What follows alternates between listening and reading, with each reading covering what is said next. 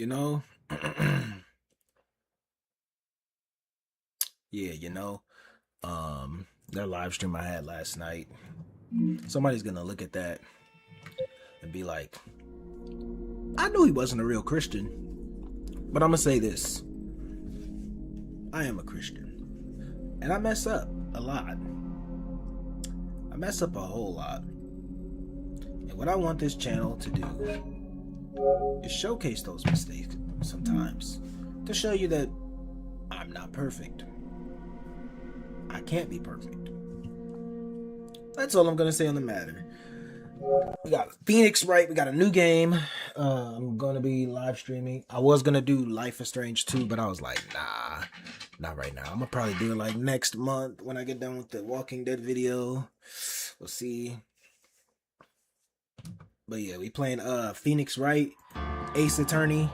We're gonna play the first game. We're gonna play the first episode.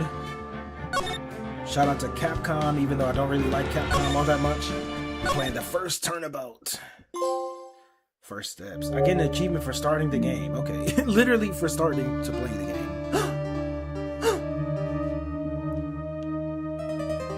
What's this? Ooh, somebody got killed. Damn it. Why me? I can't get caught. Not like this. I've got to find someone to pin this on. Someone like him. I'll make it look like he did it. I don't know if I just skipped something because I accidentally pressed X. August 3rd, 9:47 a.m. District Court. Defendant lobby number 2. Boy, am I nervous. Right. Wait, right. Damn, she look good. Hiya, Chief. Ooh, I'm glad I made it on time. Well, I have to say, Phoneix, I'm impressed. Not everyone takes on a murder trial off the bat like this. It says a lot about you and your client as well. Thanks? Actually, it's because I owe him a favor. A favor? You mean you knew the defendant before this case? Yes. Actually, I kind of owe my current job to him. He's one of the reasons I became an attorney. Well, that's news to me. I want to help him out any way I can. I just really want to help him. I owe him that much. Okay. It's over! My life! Everything! It's all over! Is that your client screaming over there? Yeah, it's him. Death! Despair! Oh! I'm gonna do it! I'm gonna die! It sounds like he wants to die.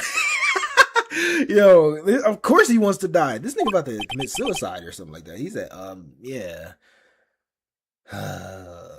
Okay. Nick! Hey there, Larry. Dude, I'm so guilty! Tell them I'm guilty! Give me the death sentence! I ain't afraid to die! What? What's wrong, Larry? Oh, it's all over! I'm finished! Finished! I can't live in a world without her! I can't! Who took her away from me, Nick? Who did this? Aw, Nick, you gotta tell me who took my baby away! The person responsible for your girlfriend's death? The newspapers say it was you. My name is Phoneix Wright. Here's the story. My first case is a fairly simple one. A murder case. A young woman was killed in her apartment. The guy they arrested was the unlucky sap dating her. Larry Butts. My best friend since grade school. Our school had a saying, when something smells, it's usually the butts. Okay, that's corny. In the 23 years I've known him, it's usually been true. He has a knack for getting himself in trouble. One thing I can say though, it's usually not his fault. He just has terrible luck. But I know better than anyone that he's a good guy at heart. That I owe him one, which is why I took the case to clear his name And that's just what I'm going to do. Is this all just me reading? Like, literally just reading? August 3rd, 10 a.m. District Court, courtroom number 2. Court is now in session for the trial of Mr. Larry Butts. The prosecution is ready, Your Honor. The, defense is ready, Your Honor. Mr. Wright, this is your first trial, is it not? Yes, Your Honor. I'm, a little nervous. Your conduct during this trial will decide the fate of your client. Murder is a serious charge. For your client's sake, I hope you can control your nerves. Thank you, Your Honor. Mr. Wright, given the circumstances, I think we should have a test to ascertain your readiness. Yes, Your Honor. Handshaking, eyesight fading. The test will consist of a few simple questions. Answer them clearly and concisely. Please state the name of the defendant in this case. It's Larry Butts. The defendant? Well, that's Larry Butts, Your Honor. Correct. Just keep your wits about you and you'll do fine. Next question. This is a murder trial. Tell me what's the victim's name. Ooh, I know this one. Glad I read the case report cover so many times.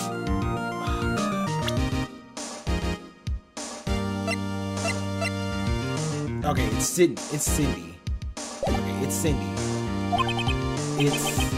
Wait. I just realized. No way, I forgot. I'm drawing a total blank here. Phoneix, are you sure you're up to this? You don't even know the victim's name? Oh, the victim. Of course, I know the victim's name. I just forgot. Temporarily. I think I feel a migraine coming on. Look, the victim's name is listed in the court record. You know what? I just looked at that. Just press the R1 button to check it at any time. I just looked at the court record button and I was like, you know what? Let me try to look at that. I promise you, I've never played this before. Remember to check it often. Do it for me, please. I'm begging you. Mr. Wright, who's the victim in this case? Cindy Stone. The victim's name is Cindy Stone. Correct. Now tell me, what was the cause of death? Ooh. Okay, loss of blood due to blood trauma. Okay. She died because she was hit with a blunt object. She was struck once by a blunt object. Correct. You've answered all my questions. I see no reason why we shouldn't proceed. You seem much more relaxed, Mr. Wright. Good for you. Thank you, Your Honor, because I don't feel relaxed, that's for sure. Well then, first a question for the prosecution, Mr. Payne. Yes, Your Honor.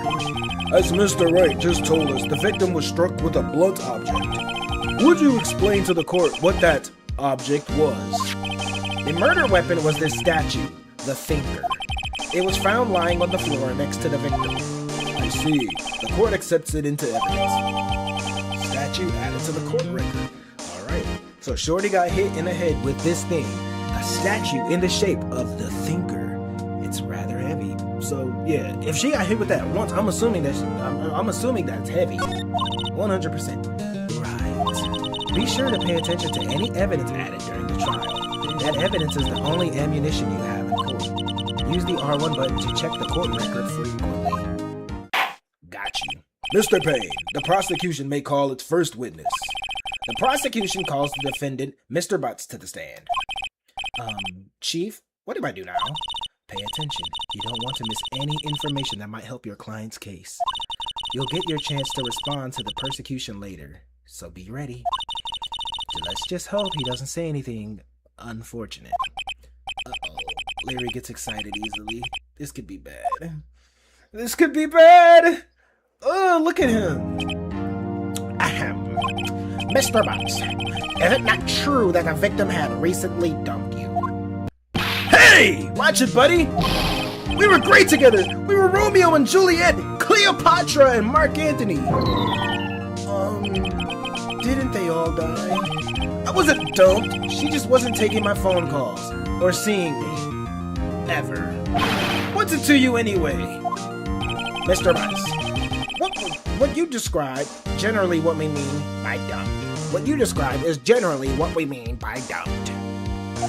In fact, she had completely abandoned you and was seeing other men.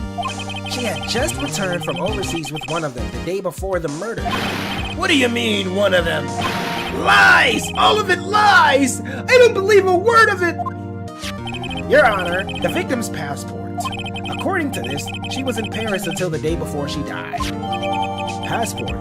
The victim apparently arrived from Paris on July 30th, the day before the murder. Okay. Indeed. She appears to have returned the day before the murder. Dude, no way. The victim was a model, but did not have a large income. It appears that she had several sugar daddies. Daddies? Sugar? Yes, older men who gave her money and gifts. She took their money and used it to support her lifestyle. Dude, we can clearly see what kind of woman this Miss Stone was. Tell me, Mr. Butts, what do you think of her now? Right? I don't think you want him to answer that question. Yeah, Larry has a way of running his mouth in all the wrong directions. Should I? Stop him from answering. This nigga about to tweak. Objection. My client had no idea the victim was seeing other men. That question is irrelevant to this case. Is it though? Nah. Oof. Dude, Nick, what do you mean irrelevant? That cheating she-dog. I'm gonna die! I'm gonna just drop dead! Yeah, and when I made her in the afterlife, I'm going to get to the bottom of this. Dude, Let's continue with the trial, shall we? I believe the accused's motive is clear to everyone, so that wouldn't have done anything. Okay. Yes, quite. Oh boy, this is so not looking good. Next question. You went to the victim's apartment on the day of the murder, did you not? Well, did you or did you not? Well, maybe I did and maybe I didn't. This nigga sounds stupid right now. Uh-oh, he went. What do I do? Have him answer honestly. This nigga sounds stupid. I'm about to stop him from that. I'll send him a signal. Lie like a dog. Lie like a dog. Well, see, it's like this. I don't remember. You don't remember. Well then, we'll just have to remind you. I got a bad feeling about this. We have a witness that can prove he did go to the victim's apartment that day. Well, that simplifies matters. Who is your witness? The man who found the victim's body just before making the gruesome discovery. He saw the defendant fleeing the scene of the crime. I should have let him answer that. Order! Order in the court! Mr. Payne, the prosecution may call its witness. Yes, Your Honor. This is bad. On the day of the murder, my witness was selling newspapers at the victim's building. Please bring Mr. Frank Solid to the stand. Ugh! Look at this Mr. Bean looking ass nigga right here. Mr. Solid, you sell newspaper subscriptions. Is this correct? Oh, yes! Newspapers, yes! Mr. Solid, you may proceed with your testimony. Please tell the court what you saw on the day of the murder. Witness testimony. Witnesses. Okay. Let's see what he got to say. I was going door to door, selling subscriptions when I saw a man fleeing an apartment. I thought he must be in a hurry because he left the door half open behind him. Thinking it's strange, I looked inside the apartment and I saw her lying there, a woman, not moving, dead. I quailed in fright and found myself unable to go inside. I thought to call the police immediately. However, the phone in her apartment wasn't working. I went to a nearby park and found a public phone. I remember the time exactly. It was 1 p.m. The man who ran was without a doubt the defendant sitting right over there. Maybe it was him who killed him. I don't know. Larry, why didn't you tell the truth? Because I stopped him. I can't defend you against a testimony like that. Incidentally, why wasn't the phone in the victim's apartment working? Your Honor, at the time of the murder, there was a blackout in the building. Aren't phones supposed to work during a blackout? Yes, Your Honor. However, some cordless phones do not function normally. The phone that Mr. Solid used was one of those. Your Honor, I have record of the blackout for your perusal. I've never seen that word in my life, but okay. Blackout record added to the court record. Electricity to Miss Stone's building was out from noon to 6 p.m. on the day of the crime. Now, Mr. Wright. Yes, Your Honor. You may begin your cross-examination. Cross-examination, Your Honor? All right, Wright. This is it, the real deal. What exactly am I supposed to do? Why you expose the lies in the testimony of the witnesses gave? Lies? What? He was lying? Your client is innocent, right? And that witness must have lied in his testimony. Or is your client really guilty? Oh, how do I prove he's not? You hold the key. It's in the evidence. Compare the witness's testimony to the evidence at hand. There's bound to be a contradiction in there. First, find contradictions between the court record and the witness's testimony. Then, once you found the contradicting evidence, present it and rub it in the witness' face. Okay? Open the court record with the R1 button to point out the contradictions in the testimony. Okay. Cross-examination. Let's do this. I was going door to door when I saw a man fleeing an apartment. Let me see.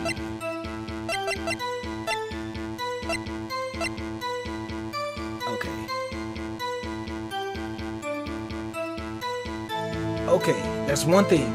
He said it was, Okay.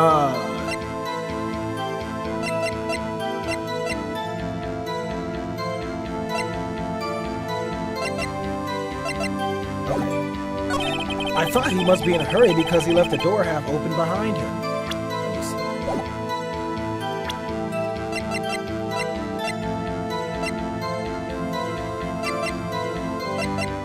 Okay, there is one contradiction I found already.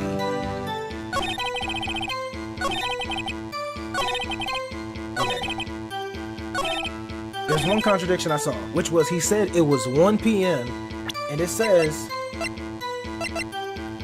that she died between 4 and 5 p.m. Yes, this one. It was 4 to 5 p.m. right here. Objection! Right there. You found the body at 1 p.m. You sure? Yes, it was 1 p.m. for certain. Frankly, I find that hard to believe. Your statement directly contradicts the autopsy report. The autopsy notes the time of death sometime after 4. There is no body to find at 1 p.m. How do you explain this 3-hour gap? Ooh. Ooh, okay. Yeah, nigga, I caught you. This is trivial. The witness merely forgot the time, but he said it was 1 p.m. exactly. Nah, nigga. After his testimony, I find that hard to believe. Yeah, nigga. Mr. Sowit, why were you so certain that you found the body at 1 p.m.? Gee, that's a really good question. Great job, right? Way to put him on the spot. Yeah, nigga, you lying, nigga. That's all you have to do. Point out contradictions. Lies always beget more lies. See through one and their whole story falls apart. Ooh, okay. Wait, I remember now. Would you care to give your testimony again? Alright, let's see. What bullshit he's gonna spew out next? The time of discovery. You see, when I found the body, I heard the time. There was a voice saying the time. It was probably coming from the television. Already bullshit. It was a blackout. Oh, but it was 3 hours off, wasn't it? I guess the victim must have been watching a videotape of a tape program. That's why I thought it was 1 p.m. Terribly sorry about the misunderstanding. That's bullshit, because there was a blackout. There was a blackout from noon to 6 p.m. You heard a voice saying the time on the tape program. Mr. Wright, you may cross-examine with the witness. I already know. Right, you know what to do. I got this one. Yeah, I already know. It's bullshit, because it was a blackout. It was a blackout.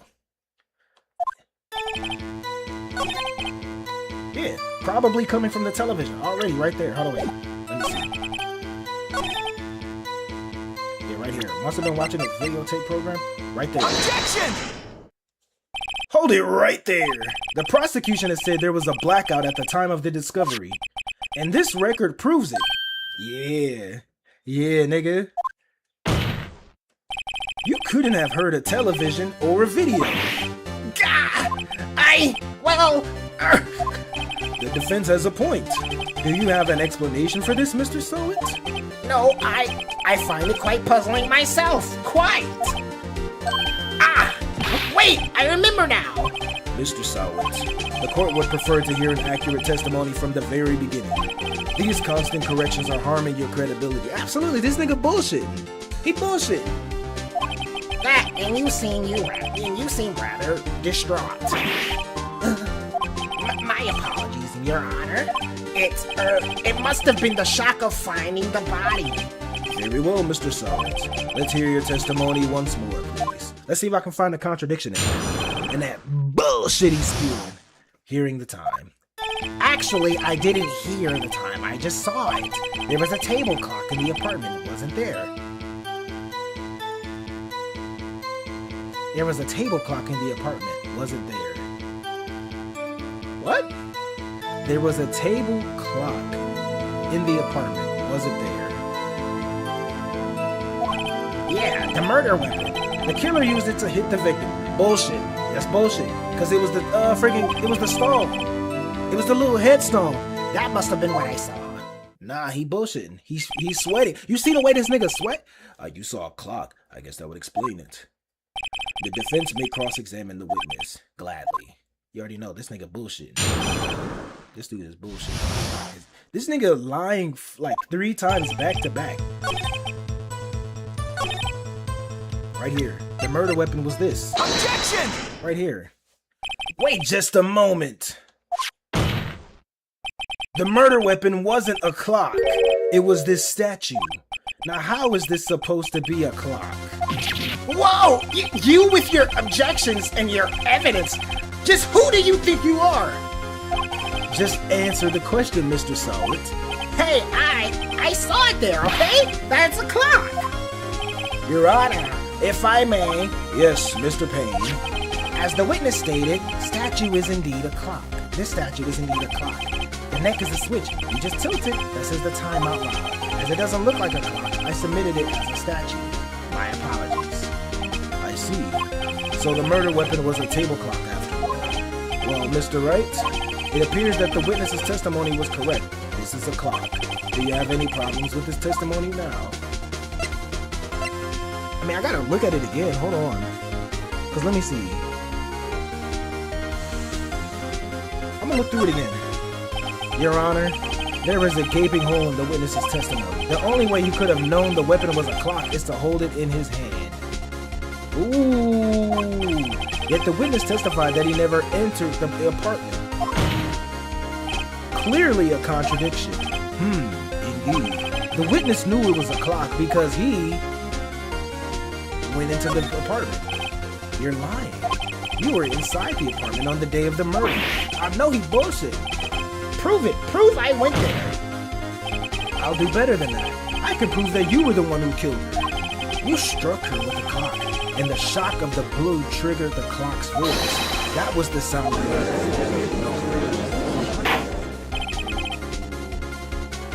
it. Order in the court.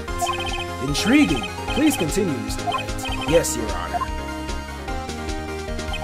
Mr. Sowit, the sound must have left quite an impression on you. Understandable, since the murder weapon spoke just as you hit the victim. That voice was burned into your mind. That's why you were so certain about the time. What's the meaning of this? This is all baseless conjecture. Baseless? Just look at the witness's face. Would the witness care to elaborate? Did you strike the victim with the clock? That day, I never, look, the clock, I heard no, I mean, I saw. Yeah, nigga, throw that fuck-ass toupee off, pussy. Shut up, I hate you. It was him, I tell you, I saw him. He killed her, and he should burn, give him death. Chill, chill. Order in the court, I say. Your Honor, a moment, please. There isn't a shred of evidence supporting the defense's claims. Mr. Wright. Your Honor, you claim the sound of the witness heard came from the clock. Do you have any evidence? The whole place is riding on this. I better think it through carefully. Your Honor, the sound Mr. Sowett was definitely this clock. A fact which is clear if you simply...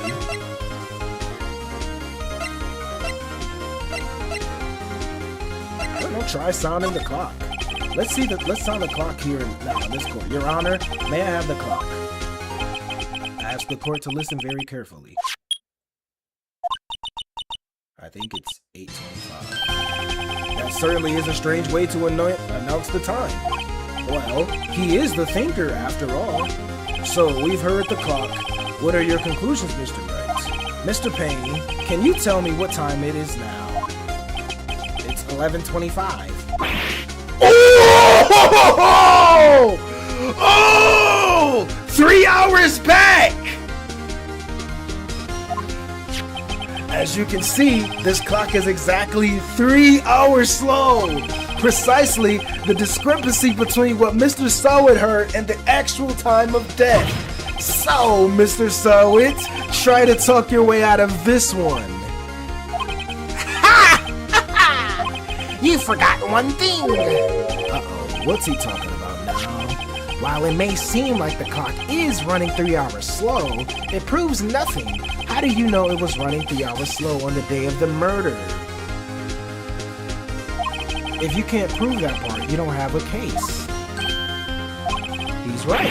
How am I going to prove that? Damn it, I was so close. I'm not gonna lie, I was ready to flame this nigga. This nigga took his toupee off and threw it at me. Mr. Wright, it seems you lack the critical evidence to support your claim. Yes, Your Honor. This means I cannot let you indict the witness. Unfortunately, this ends the cross-examination of Mr. Frank Sowett. I come all the way down here to testify. Look what happens. You bullshit your way through that.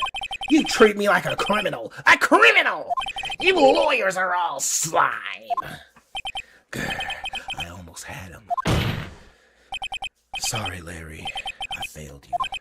There's nothing I can do about it now.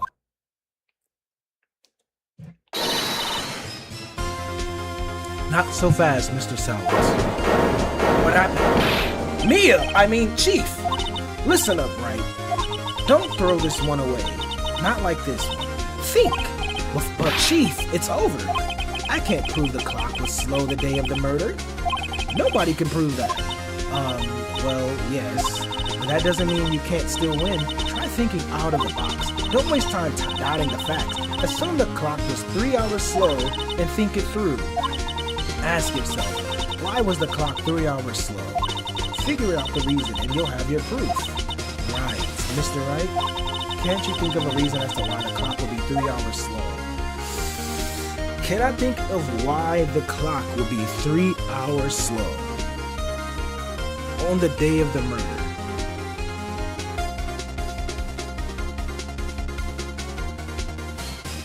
I'm gonna be honest, I don't think I can. How am I supposed to know that? I know you can figure it out. There must be some evidence in the court record. Something that can show you why the clock was 3 hours slow. Find it and you won't have a foot to stand on. Mr. Wright. Yes, Your Honor. You say the clock was already running slow on the day of the murder. Do you have evidence to prove this? This is it. All or nothing. Yes, Your Honor. I believe I have the evidence that can prove my claim. Ha ha! I like to see that. Let's see the evidence that proves why the clock was running slow. Let's see.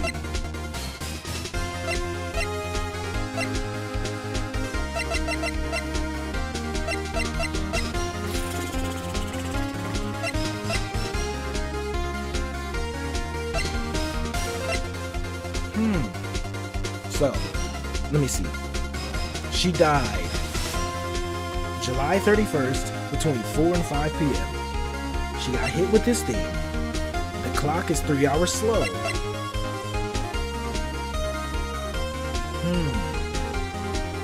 So why would the clock be 3 hours slow?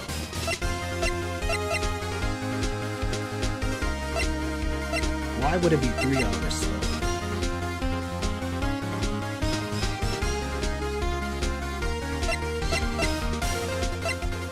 I'm not gonna Google this, but I am thinking about it though. The victim apparently arrived from home on the 30th, the day before the murder.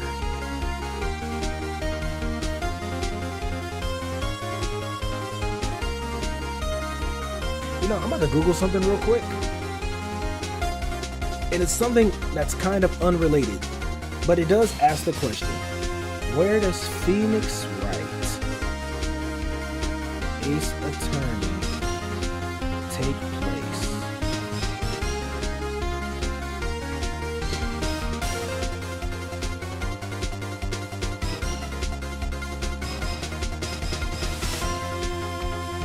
Okay. So it's probably like LA. Okay. Because I was going to say, if they're in like Japan, they probably, I don't know, she probably took it with her. I don't know. Why the clock was running slow. But I haven't used the passport as evidence either, so I don't know.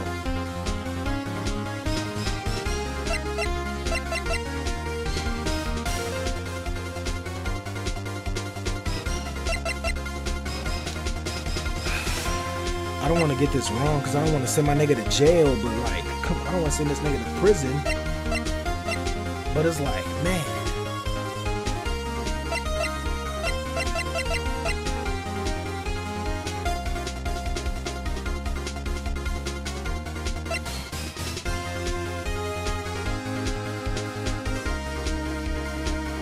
Take that! Excuse me? This proves your claim. How? I can't see what that evidence has to do with the clock. That wasn't it. One more chance. Just give it one more chance.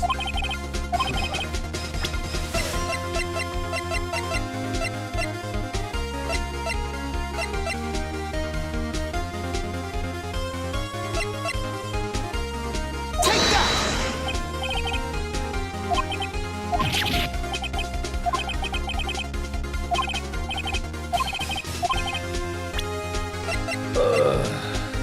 Take that!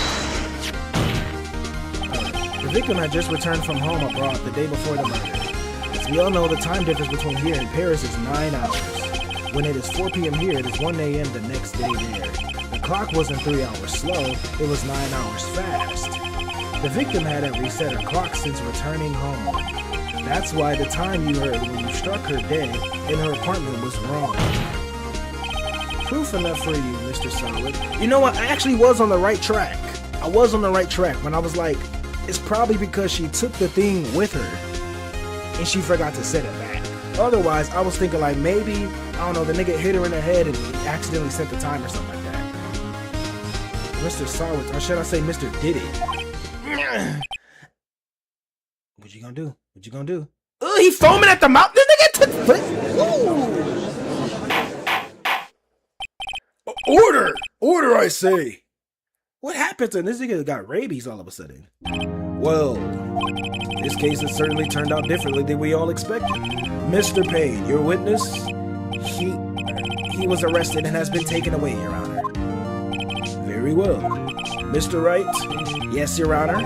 I have to say, I'm impressed. I don't think I've ever seen someone complete a defense so quickly and find the true culprit at the same time. Thank you. Thank you, Your Honor. At this point, this is only a formality, but this court finds the defendant, Mr. Larry Butts, not guilty. Yeah! Shout out to me, Big Me! Yeah, boy. And with that, this court is adjourned. Yeah, boy. It turns out that Frank Sawit was a common burglar. He posed as a newspaper salesman to check and see when people were out of the house that day. When Larry went to her apartment, the victim wasn't home. After he left, Mr. Sawit would let himself in to do his dirty work. While he was searching her place, the victim returned. Flustered, Mr. Sawit grabbed the nearest blunt object he could find and fucking cracked her over the skull with it. August 3rd, 2:32 p.m. District Court, Defendant Lobby Number 2. My boy got acquitted of all charges. Woo, I still can't believe we won. Right, good job in there. Congratulations. Thanks, Chief. I owe it all to you. Not all, not at all, not at all. You fought your own battles in there. It's been a while since I've seen a trial end on such a satisfying note. I've never seen the chief looking this happy. I ain't never seen the chief looking this good. Damn. If she's this glad, imagine how Larry must feel. My life is over! Larry, you're supposed to be happy. What's wrong now? Oh, Nick.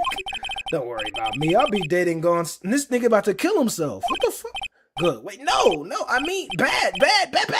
Hold on, Larry. You're innocent. The case is closed. He's still tripping by his girlfriend being dead. But my Cindy Wendy's gone, man.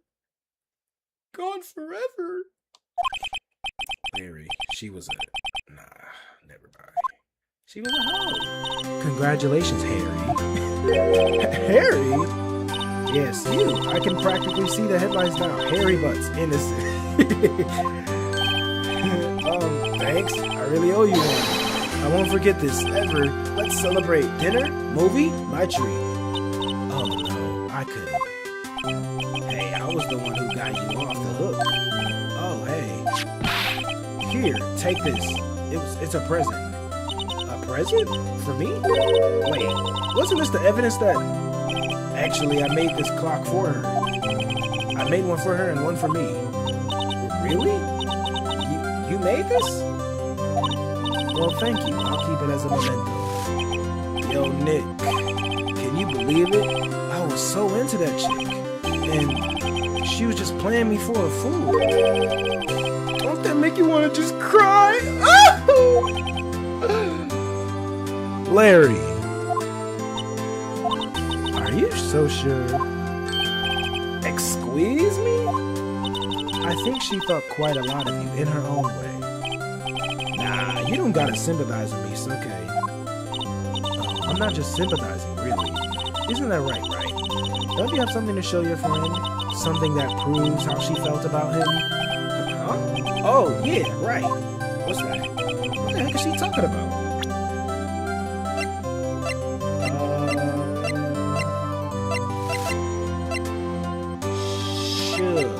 Oh, the freaking statue. She kept it. Take that! She kept it. Check this out, Larry. Proof positive you weren't just some chump turd. Huh? What about that clock? This is the clock you made for her, Larry. And she took it with her when she traveled. Whatever, she probably just needed a clock, that's all. You think so? It's a pretty heavy clock to take traveling. Well, make of it what you will. Hey, Nick. I'm glad I asked you to be my lawyer. Really, I am. Thanks! That made him feel a little better. When's the next case coming out? Because I'm ready to send these niggas to jail. Right. I hope you see the importance of evidence now. Also, hopefully you realize things change depending on how you look at them. People, too. We never really know if our clients are guilty or innocent. All we can do is believe in them. And in order to believe in them, you have to believe in yourself. Right. Listen, learn, grow strong. Never let go of what you believe in. Never. Well, I think our work here is done. Shall we be off? Yeah, I guess so. Say, how about dinner, honey? We'll drink and toast to innocent butts. Yeah. Oh, speaking of Harry, you were saying part of why you became a lawyer was because of him. Yeah, part, at least. You'll have to tell me more about it sometime. Maybe over some drinks? No, she trying to do something, and I'm all for it. Look at how good she looks right now. Just look at her. Look how she's just lovingly looking me in my eyes right now. And so my first trial came to a close. Larry slapped me on the back and said, "Gee, Nick, it's good to have friends. But I'm pretty sure he's not going to pay us, unless you count the clock he gave me." I didn't know it then, but that clock was soon going to be at the center of another incident. And my promise to tell the chief about me and Larry would be one promise that I wouldn't be able to keep. What happened between you? Is that the end of the episode already? Damn. Oh, wow. So that was literally the end of the episode. All right. Well, I guess I'm going to do the next one then. Turnabout Sisters. Yeah, I'm going to say it.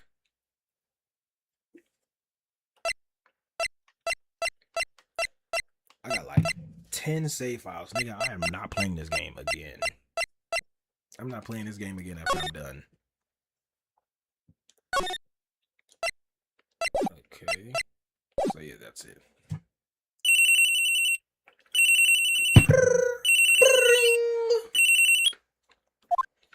Hello, this is Maya.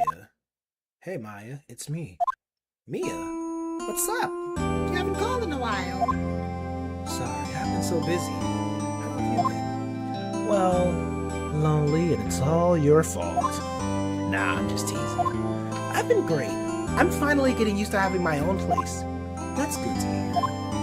Actually, I'm calling because I have a favor to ask. I know. You want me to hold evidence for you? Sharp as always. There's always a lot of buzz about the upcoming trial. I just don't feel safe keeping the evidence here. I gotcha. So what is it this time? It's a clock. A clock? Yeah, it's made to look like that statue, the thinker, and it tells you the time. I thought you might like it. You always like toys. Hey, I'm not a little girl anymore, sis. Now, you know I'm only teasing. I should probably tell you, the clock isn't talking right now. Huh? It's not working? That's lame. I had to take the clockwork out, sorry. I put some papers inside instead. Papers? Is that the evidence then? Well, there's a possibility that it might turn out that way, yes. Can you come by the office tonight, say 9 p.m. to pick it up? I'll be in a pre-trial meeting until then. Okay, sis, but I expect dinner. Something good, like burgers. I could really go for a good burger. Okay. We'll hit the usual joint. All right, it's a deal. Okay, sis. See you soon. Yep, I'll be waiting, Maya. Conversation recorded. September 5th, 9:27 a.m. September 5th, 8:57 p.m. Fay & Co. Law Offices. Now, Miss Fay, I'll take what's mine. The papers. I'm sorry, but I can't give you what I don't have. Miss Fay, you are a poor liar. Why, I see it right over there. That must be the thinker that swallowed those papers. How could you know? You're not cogniferous. I think I've never seen that word in my life. You are not cogniferous of my background. Gathering information is just my business, you see. I should have been more careful.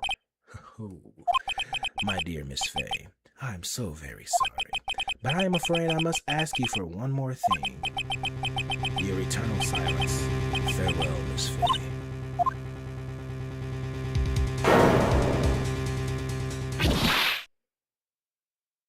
Who was it? Who is this? This JoJo's Bizarre Adventure looking ass nigga. Red, white, blue. Oh my, so Mia got killed. September 5th, 9:08 p.m., Fay & Co. Law Offices. Shit, it came like 5 minutes earlier.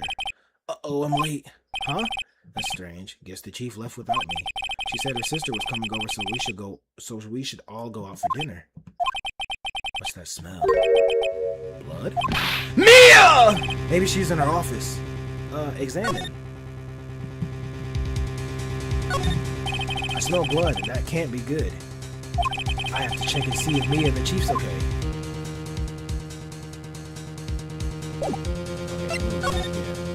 Yeah, move to the office. That smell. Blood! Sis, someone's there. Chief!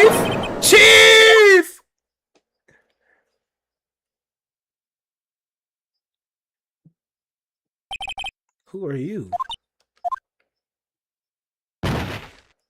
What? A strange girl dropped out cold. I left her lying on the office sofa. Oh, I was about to say, what? I went back to the chief where she lay under the window. JoJo's dick. I'm sorry. I shouldn't be doing that. Then all too quickly it began to fade, until finally she was cold. Chief. Yeah, something smashed over here. Look at this. Some shards of glass are scattered on the floor. They seem to be the remains of the glass light stand. The thinker. It's encrusted with dried blood. How ironic that this became the murder weapon. Again. Chief, it's hard seeing her like this, but if there are any clues here, she was struck on the head with a blunt object. She probably died instantly. The thinker lying next to her must have been the murder weapon. The thinker added to the court record. There are some glass shards near the chief's body. Must be pieces of the glass light stand lying broken in the back of the room. Glass shards added to the court record. Nothing else that seems like a clue here. A piece of paper. It must have fallen from Mia's hand. What could it be? Oh, Maya. Oh no, yeah, Mia's hand. Okay. A word is written in blood on this scrap of paper. Maya. Did Mia write this? This piece of paper is a receipt from a department store, dated yesterday. Receipt added to the court record. Department store receipt. I think that's enough snooping around for now. I'd better call the police and find out what that girl was doing here. Alright, let's get the police in line. Right, I better call the police. That's funny. A few of the screws on the receiver are missing. It looks like someone was halfway through taking it apart. Police! Please, come quickly! What was that? Someone screaming from the outside the window. Ooh, who is this baddie right here? Oh, damn. She's staring right at me. She's holding a phone in her hand. Oh, shawty, what you doing out here? There's a large building right across from the gateway wire. Okay, let's look at this. The fan code ledger book. Everything is written in the chief's ultra neat handwriting. It's a small office, but it makes a good bit of money. What about the computer? Surprisingly, the chief was never good with machines. About all she used this PC for was email. She picked up this ancient model at some garage sale for practically nothing.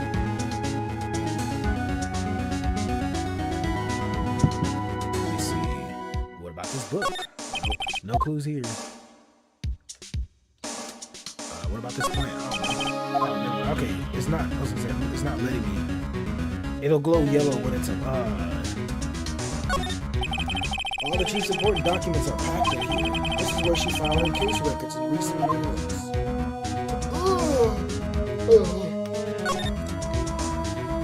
Okay, let me see. Got that. What about the plant? Nope, right here. Something right here. The chief's chair. Simple, functional design. Feels pretty good to sit in too. Yeah, I'm not gonna lie, this music is kind of fire. I hardly ever pay attention to the music in the game, but damn, I'm like.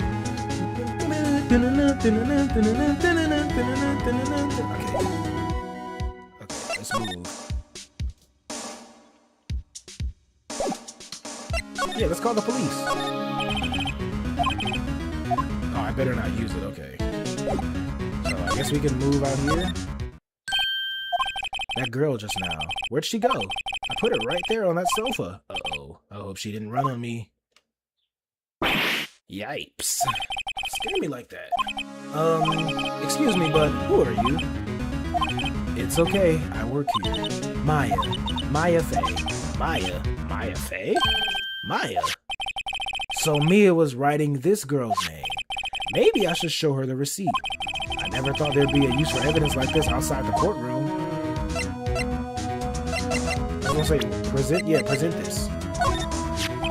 Before Mia died, she wrote a message with her own blood. She wrote it on the back of this receipt. That's my name! Why? Why would she write my name? Please, just calm down. Why would she insist write my name? Now I've done it.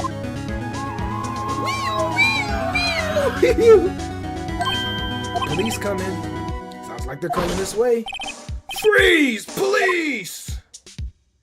Ugh. Alright. This nigga's name is Detective Dick Gumshoe. Alright, bro. Alright. Gumshoe. What an odd name. You're focused on the fact this nigga's last name is Gumshoe and not the fact that his name is Dick? Okay. Received a report from a building across the way, by a person saying they saw a murder. It must have been the woman I saw. Damn, she got some.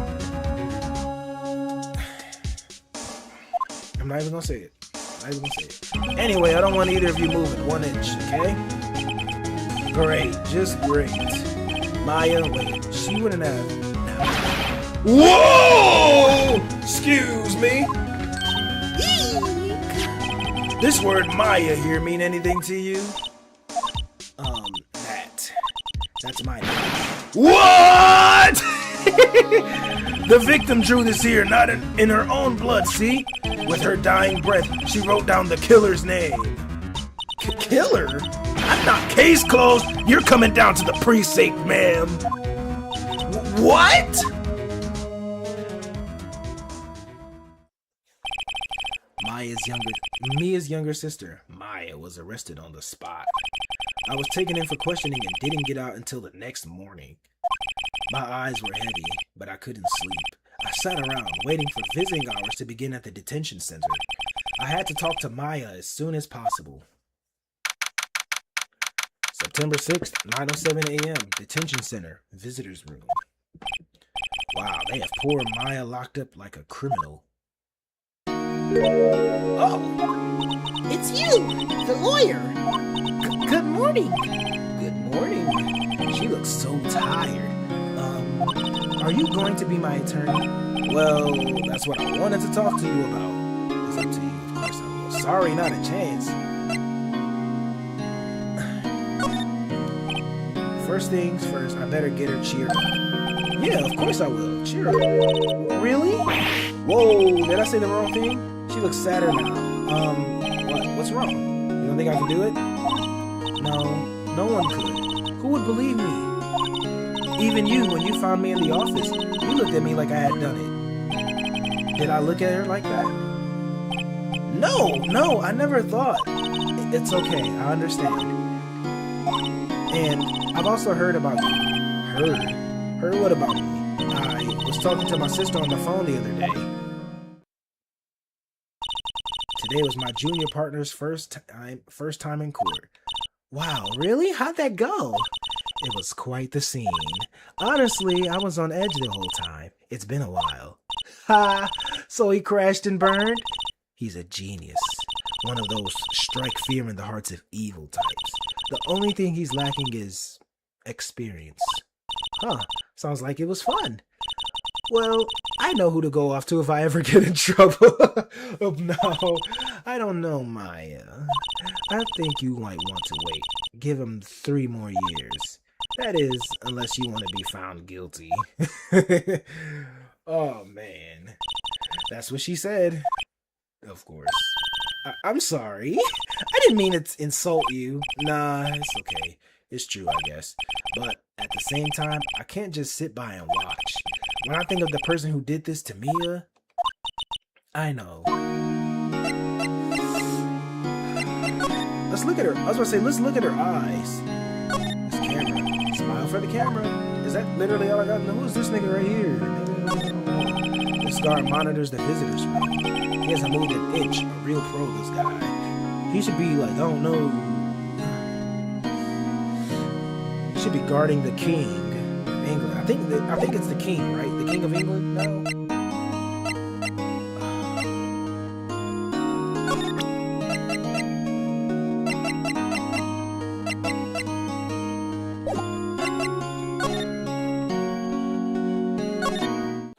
That's really all I can do. September 6th, Fay & Co. Law offices. The office is filled with police officers. They're all busily searching for clues. Hey, you there! This is a crime scene, pal! No trespassing! Sorry. Don't I know you from somewhere? Wait, you're the Butts guy, aren't you? No, Phoneix Wright. How could anyone mistake me for Larry? I guess I got the wrong name, Mr. Wright. Sorry about that. That Butts guy, he was a killer, and you're no killer, right? He was proven innocent. Right, and you were... It was Gumshoe.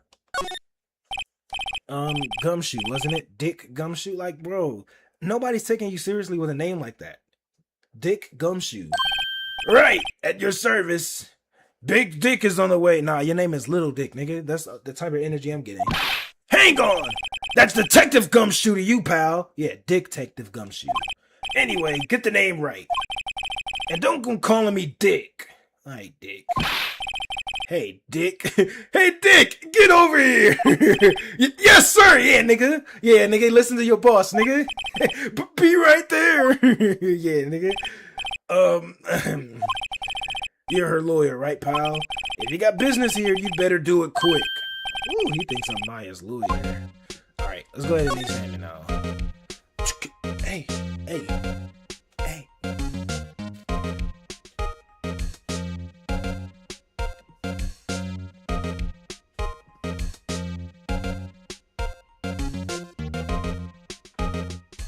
Hey! Hey! We freestyling up on the beat, and you know that we got Phoneix, Wright, and you know we about to get this. People out here, but you know I'm about to try to solve this case for Mia Faye. I say Mia Faye, sound like Tina Faye. I say we away, and you know we go okay, we okay, cause he about to get this case up. Wait. Apparently, this was the first movie that made Mia cry when she saw it, and you know I gotta have Mia. And we tryna prove that Maya wasn't the killer, but somebody else looking like JoJo's Bob's Art Adventure. I don't know what I be rapping about here, but you know I'm coming there, and then you know I'm about to bring it up there. And I say, man, let me stop. I have to check it out one of these days. One of these days. Mia's favorite potted plant. I remember it had this bizarre name no one could ever remember. Cordyline Stricta, pal. Who was that? Was that Mia? The sky is blue and so am I. There's that hotel right across the way. Any more? Mia's desk. Perfectly clean as always. The only thing that's missing is Mia.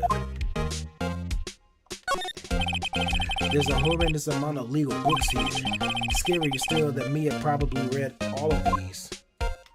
Alright, is that all?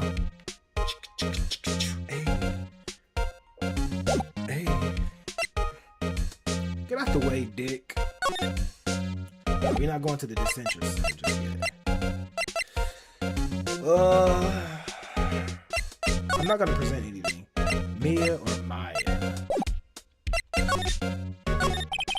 About Miss Faye. Did you do an autopsy? You wanna know the results, eh? Now don't you look at me like that, pal. It's no use. She might have been your boss, but that doesn't mean you get any special treatment. Alright, you can see the report, but that's all. Alright, 9 p.m. Cause of death was instantaneous. Thank you. Alright, let's talk about Maya. About Maya. Yeah, I'm looking forward to the trial. Sorry, pal, but this is one trial you aren't going to win. Well, why do you say that? The city's put prosecutor Edgeworth on the prosecution. Edgeworth. I'm sure you know what that means, you being a lawyer and all. Prosecutor Edgeworth. That's right, pal, Mr. Miles Edgeworth himself. Wait, you do know him, don't you? I'm gonna be real, I don't know. Never heard of him. Whoa! And you call yourself a lawyer, pal? About 4 years ago, this Edgeworth guy became the prosecutor at the age of 20. Everyone says he's a genius. Surprised you don't know him. Of course I know him. I was just playing dumb. He's a cold, heartless machine who will do anything to get a guilty verdict. There are rumors of back alley deals and forged evidence. All I know for sure is that Edgeworth hates crime with almost an abnormal passion. I never imagined I'd be facing it so soon. Alright, well...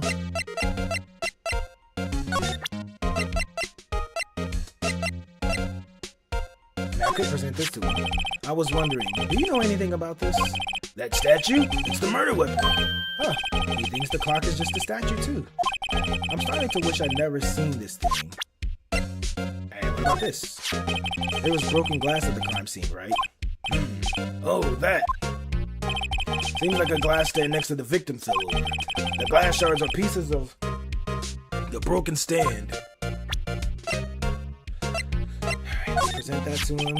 There was a piece of paper next to the victim's name, wasn't it? Yeah, the one with the killer's name written on it. Are you sure that Mia wrote it herself?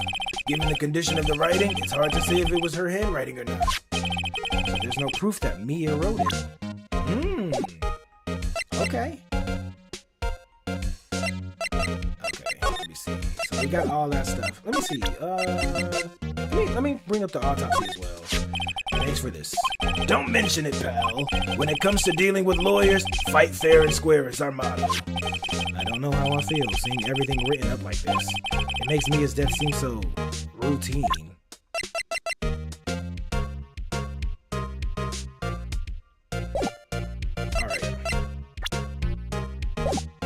Okay, I guess we can move and go to the detention center again. Let's talk to her. Maya, there's something I've been wanting to ask you. Yes. What's with that outfit? Oh, this? This is what all acolytes wear. It's my uniform, you could say. Acolytes? Like people in religious training? What is it you do? Oh, it's nothing strange. Really? I'm a spirit medium in training. A spirit medium? I'm pretty sure that qualifies as strange. Alright, let's talk about the spirit mediums, I guess.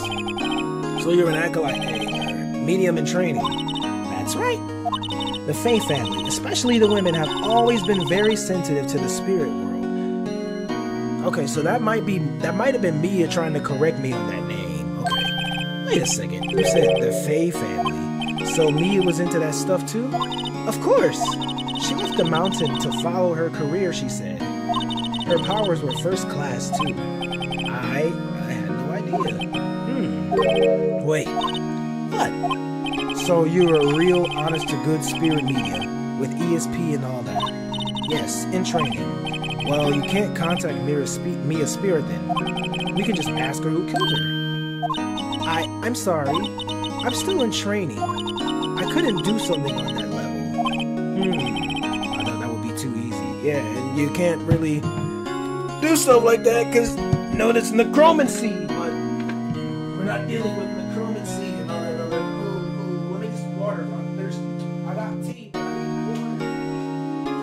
That's some water right here. That's some water.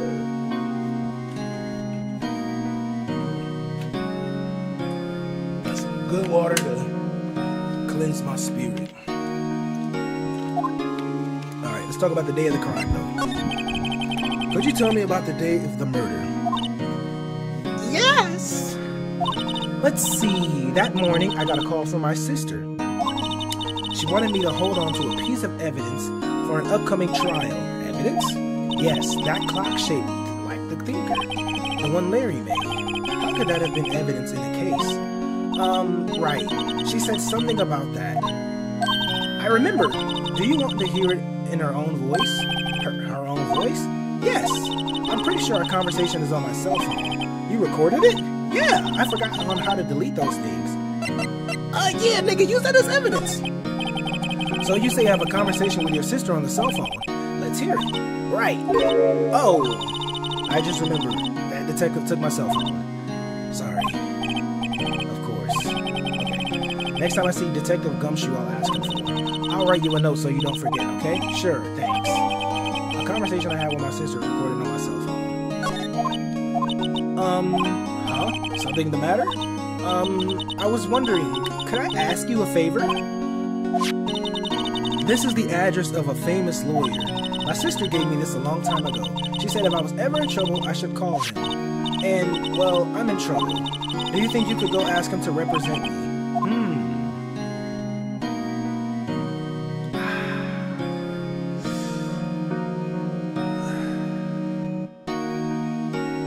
I can't do that. I'm sorry. I think this is the kind of thing you should really do yourself. Right. Something wrong? Actually, I asked the police to contact him and they tried calling him a few times. Nobody could get a hold of him. They couldn't find him? I have no one left to ask. Say, what about your parents? Okay, don't worry. I'll go ask him for you. You will? Thank you so much. I'm just worried that what will happen if I can't find him. They told me that if I don't find one, the state will pick an attorney to defend me. When will that happen? They're giving me until 4 p.m. this afternoon. And visiting hours are almost up. I better hurry. Alright, I'll be back. Alright. Let's move over. Okay, first, let me go over here. Let me talk to him. Present. Right here. I was wondering, did you see Maya Faye's cell phone? Oh, that. I have that. Do you think you could give it back? Sure. I mean, wait a second, pal. Tricky lawyer. Uh-oh, he's on to me. Tell him straight. Tell him I'm so straight. Okay, I can't be straight with this guy, but what should I tell him? Something the matter? Oh, no. That carrying strap on her cell phone. This? It says the Steel Samurai. Warrior of the Neo-Old Tokyo. The Steel Samurai. That action hero on TV? Yeah, you see, that strap is a collector's item. She was worried it might get lost if it went down into the precinct. That's what she said? Yes. Okay, pal. I wrote down all the numbers she called anyways. Here you go. See if you didn't notice the recorded conversation. Alright. Check the recorded. I guess I asked all the questions that I need to. You all done, pal? Yes, thank you. I'll be heading out now. Oh, wait. One more thing I wanted to mention to you. I don't suppose you're planning on talking to that witness. Anyway, you better not. No influencing the witness with your lawyerly ways, pal. This nigga's stupid. Come to think of it, I had completely forgotten about her. Oh, yeah. The witness? Yeah, Miss April May. Okay. I'm sorry about this, but I can't tell you anything about her. Well, you just told me her name, Miss May, huh? So you sent her home already then? Aha! You're trying to your lawyerly tricks on me now. She's not going out. She's not to go outside her room until the trial. So she's still in the hotel across the way. I guess I should know better than to try to get a detective to leak information. You got that right, pal. Time to pay a visit to Miss May. This nigga's stupid. Oh my. Alright. This nigga's stupid. Alright. Alright, we gonna deal with that, but we gonna go to the hotel real quick. Yeah, we about to go straight over to the hotel. September 6th, Gatewater Hotel, room 303. Well, hello there, handsome. Ooh, whoa. She look like a damn cat. She remind me of Felicia from, what's it called? I think Night Stalkers? Hi. Smooth, right? Real smooth. You're the lawyer, aren't you? The detective told me. He said, don't say nothing to the lawyer, pal. T.E. Wait, what's up? Thank Detective Gumshoe for making my job harder. Gee, this is like something out of a movie. It's all so exciting, I can hardly contain myself. Oh, let me freshen up so I can get this part of the beautiful eyewitness. I think the lawyer has to cross-examine this one. She got a... What is that, a screwdriver in there? There's a screwdriver stuck in this drawer. I wonder what's inside. Let's take a look. Hey! Hey! What are you doing? No touching. Ooh, bad boy. You really shouldn't pry around in other people's rooms now. You wouldn't want to make me upset, would you? Upset? I thought she was going to explode for a second there. I wonder what could be inside the drawer. Okay then, let's just examine. Let's look at the bottle. The late summer sunlight steams through the window. There's the Fanco Law Office's building, of course. You can see the inside of the room pretty clear from there. I think it would be a little difficult to recognize the face from this distance, though. Let's look at this. Ah, still scene painting. Wait, should that be still life? Whatever, one of those is hanging on the wall. This plant. The flowers are fake, as expected. I know sunflowers and tulips, but that's about the extent of my floral knowledge. A bottle and 2 glasses are on the table. Somebody must be staying with her. Ooh, it could have been the nigga that killed her. That killed Mia. A simple bed. It's been recently made. No, nothing eye-catching. Alright.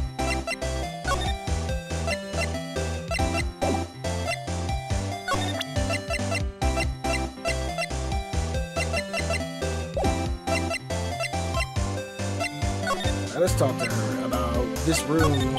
I see there are 2 glasses on the table. Is someone staying here with you?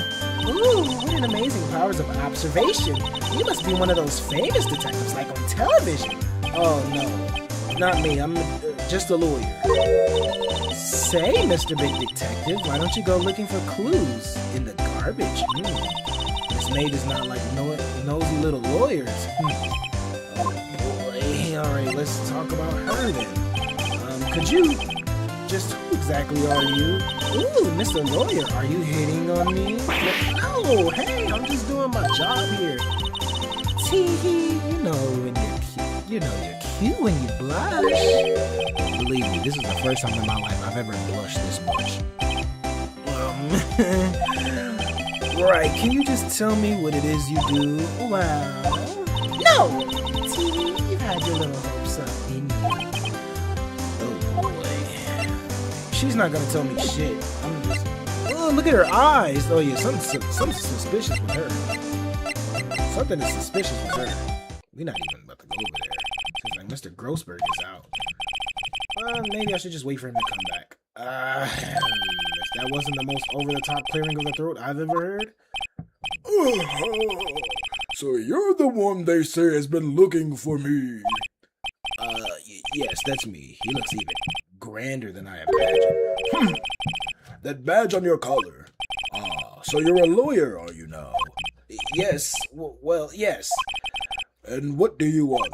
I'm not particularly busy these days. Please proceed. Not busy? And how come no one could get in touch with you? Something the matter? You came to see the one and only Marvin Grossberg, did you not? Well, here I am. Boy, what do you want? Out with it. Well, sir, actually it's about Maya Fey. Yes, Maya Fey. Go on. Why the strange reaction? Cha-cha. I'm really quite busy here, son. I can't go on taking cases on a day's notice. No, it's quite impossible. Wait a second. How did you know the trial was tomorrow? Anyway, I'm afraid it's entirely impossible for me to represent her. Sorry, end of discussion. What's going on? He refused me before I even got a chance to ask him. What do I tell Maya? Let's examine this bitch's office. A solid mahogany desk. The wood's been polished to a deep luster. Expensive-looking mahogany bookshelves filled with expensive-looking books. Funny. They don't look like they've ever been read. That painting has been bugging me ever since I stepped in here. The oil painting is so thick it's practically giving me a stuffed nose. I'm sure the price is nothing to sneeze at either, for that matter. An expensive potted plant. No idea what kind of plant it is, but it's probably the most expensive one available. A table for clients. An elegant ebony case. And if I'm not mistaken, the lighter is made of solid gold.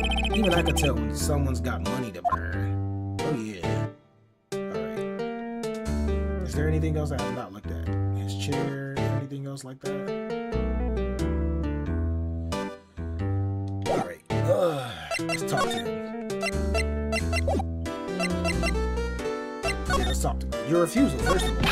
How can you just refuse me like that? Please tell me why you won't take the case. Well, you see, it's just... I'm busy, you see. But the client is Mia Fey's sister. Mia trusted you. She knew her sister would be in good hands. Yes, of course, I know that. However, I'm sorry, but I must refuse. Sorry, goodbye. Creep. Fine. I don't have time to argue with you anyway. I'll go look elsewhere. Huh? Did you say something? I think not, I said. What did you mean? I'm terribly, terribly sorry, but I'm afraid that no lawyer worth their salt will take on this particular case. Terribly sorry, my boy. Why? I cannot say. I beg your pardon, but could you leave now, please? I've nothing more to discuss with you. What's going on here? He's getting paid off by that bastard. What's his name? The prosecutor. Let's talk about Mia first. How did you know Mia Fey? She worked here a long time ago. Quite the apprentice, that one. Learned my techniques in the blink of an eye. She left one day quite suddenly. She had a mission, you see. A mission. You see, you could see it in her eyes. She followed it with a burning passion. Never looked back, that's why. That painting. That's quite a painting. Aha! You noticed. It's my pride and joy. Impressive, isn't it? Well, isn't it? The color of the sky, the hue of the seas, the weave of the straw hat.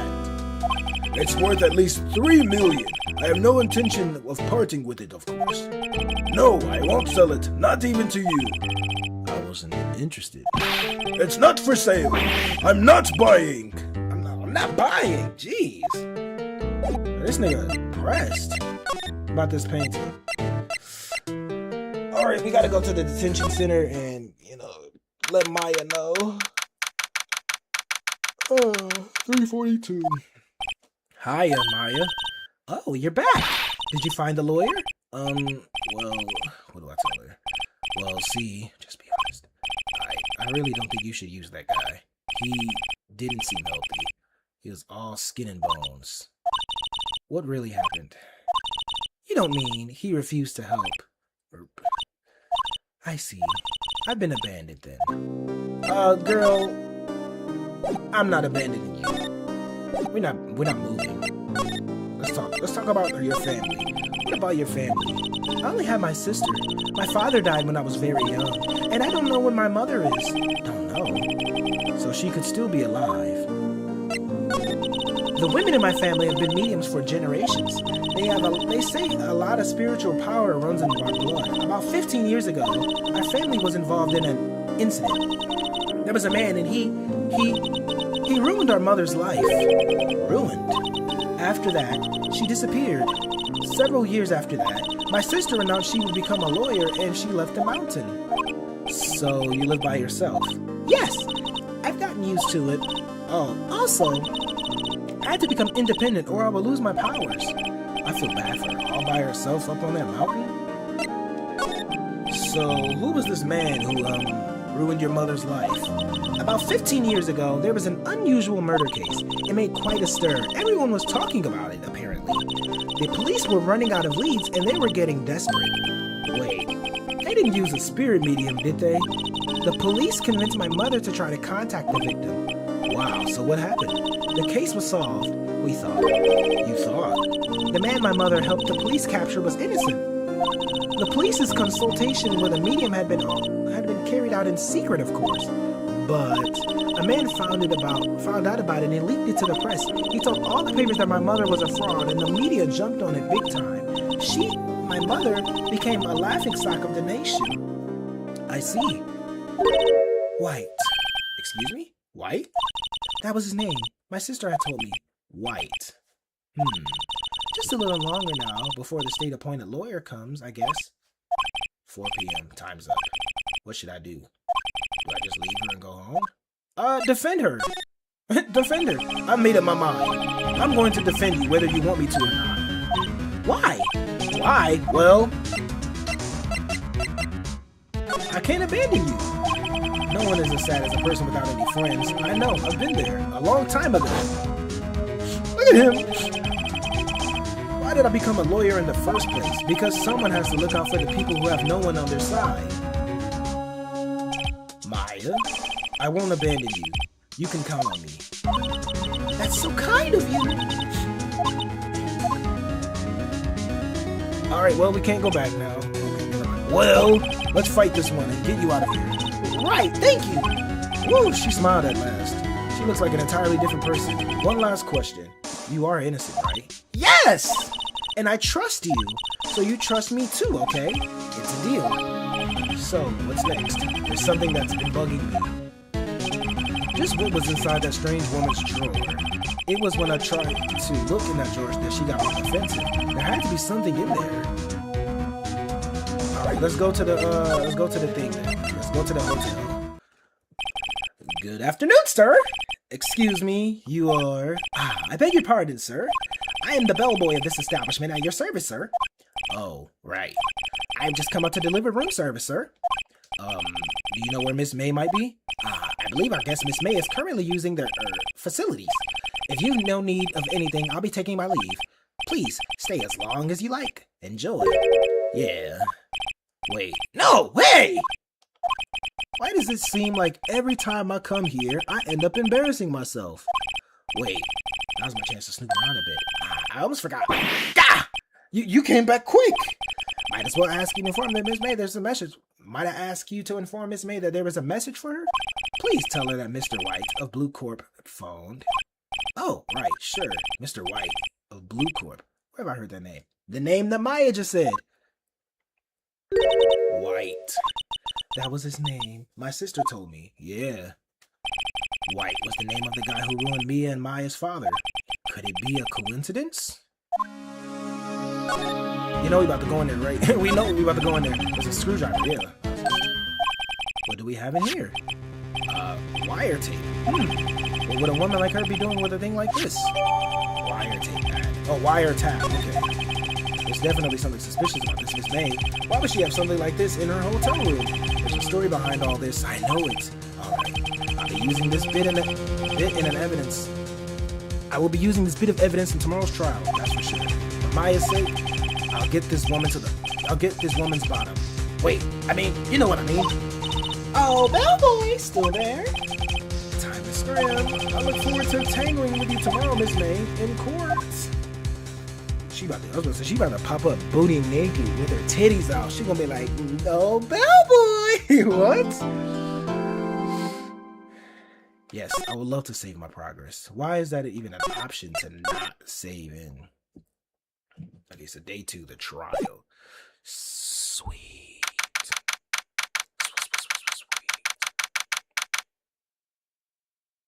September 7th, 10 a.m., District Court, courtroom number 1.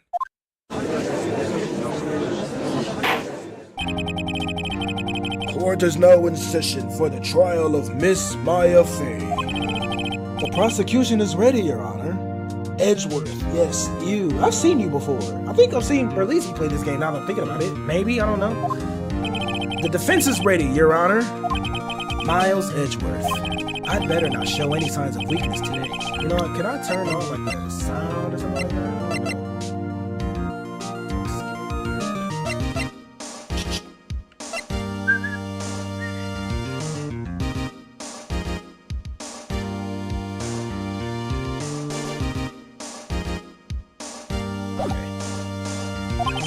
Mr. Edgeworth, please give your court the opening statement.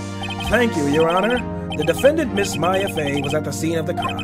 The prosecution has evidence she committed this murder, and we have a witness who saw her do it. The prosecution sees no reason to doubt the facts of this case, Your Honor. I see. Thank you, Mr. Edgeworth. Let's begin then. If we may call our first witness, Your Honor, the prosecution calls the chief officer at the scene, Detective Gumshoe. Look at this thing. Witness, please state your name and profession to the court. Sir, my name's Dick Gumshoe, sir. I'm the detective in charge of homicides down at the precinct, sir. Detective Gumshoe, please describe for us the details of this murder. Very well, sir. Let me use this floor map of the office to explain. The body was found by the window here. And the cause of death? Loss of blood due to being struck by a blunt object, sir. The murder weapon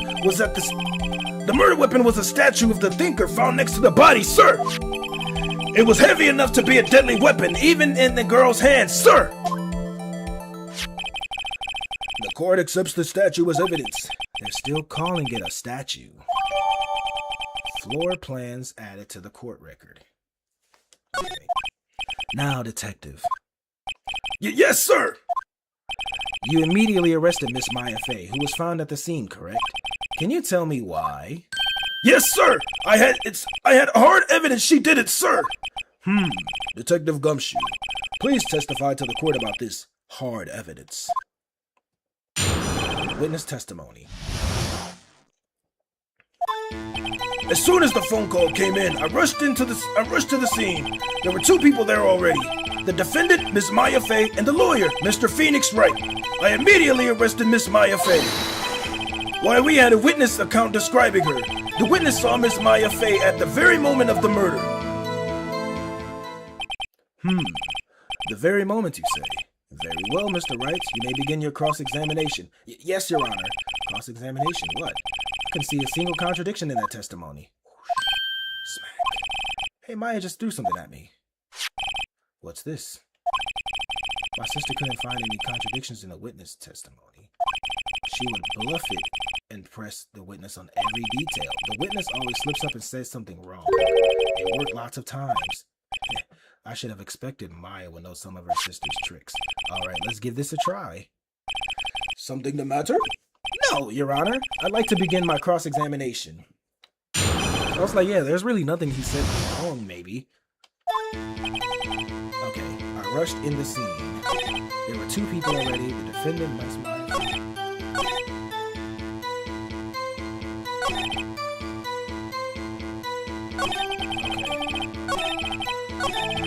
The first issue I want to press him on is this one right here. Hold on just 1 second. Yeah? If I heard correctly, you said you arrested her because you had hard evidence she did, correct? Huh? Did I say that? Me? I heard you say it.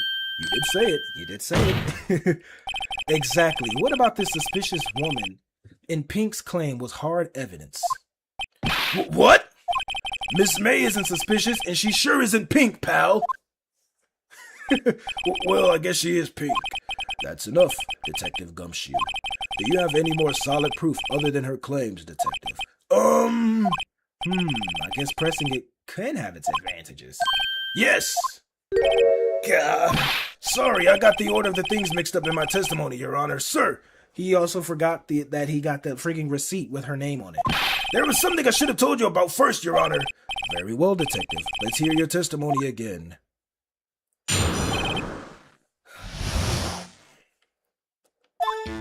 After securing the suspect, I examined the scene of the crime with my own eyes.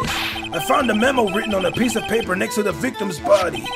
On it, the word Maya was written clearly in blood. Lab test results show that the blood was the victim's. Also, there was blood found on the victim's finger. Before she died, the victim wrote the killer's name. How you like that? That's my hard evidence. Before we begin cross-examination, I have a question for you, Detective. Your Honor? Why didn't you test about this vital piece of evidence the first time? Ooh, the judge pressing you, my nigga? I know. I'm real embarrassed I forgot about it, Your Honor, sir. Try to be more careful. Very well. The defense may begin its cross-examination. Alright, because I don't think he's bullshitting. I don't think he's lying, but he just seems kind of dumb. I examined the scene of the crime with my own eyes. I found a memo written next to the paper's body. On it, the word Maya was written. Okay. She wrote the name of the killer. Okay, let me see.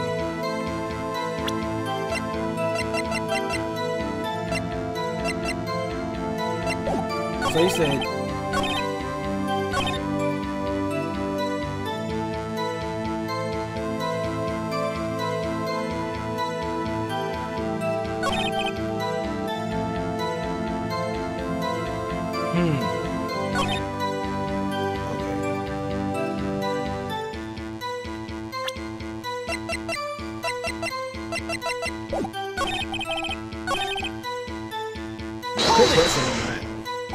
and did you find any evidence? Now, don't jump the gun on me, pal. Just listen. I'm getting to the good part. I got a bad feeling about this. Okay. I found a memo written on the body.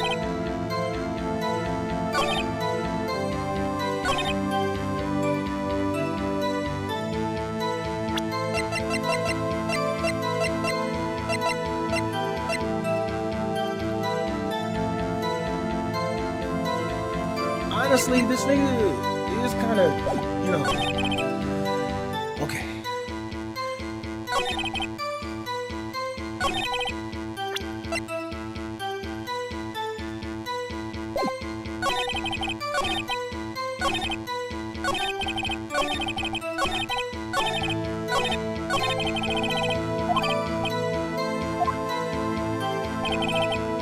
Okay, let's look at this.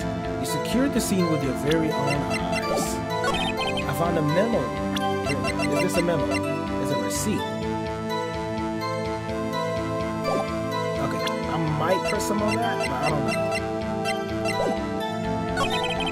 The word Mayo is written clearly in blood. Shows that the blood was the victim's.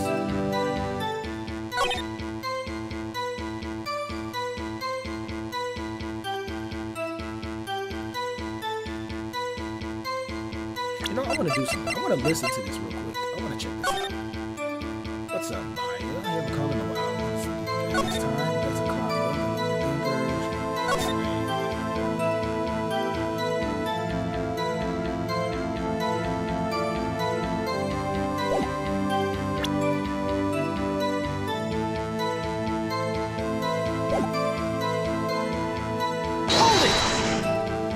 Detective Gumshoe, do you get a lot of cases where the victim actually writes the killer's name?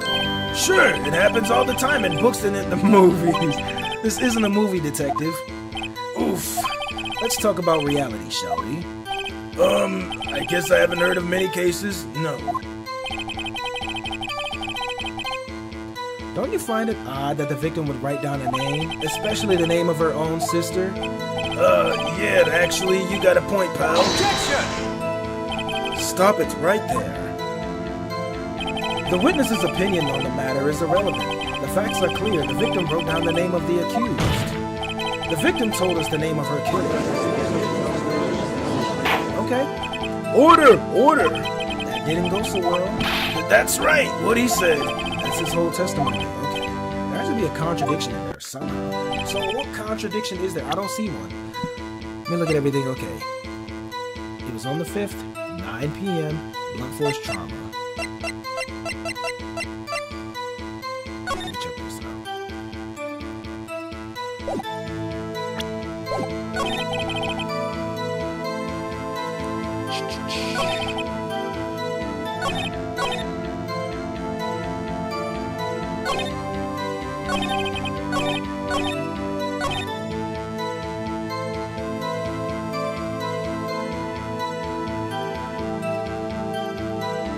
The person on that, I don't know. Just because you found it next to the body doesn't mean the victim.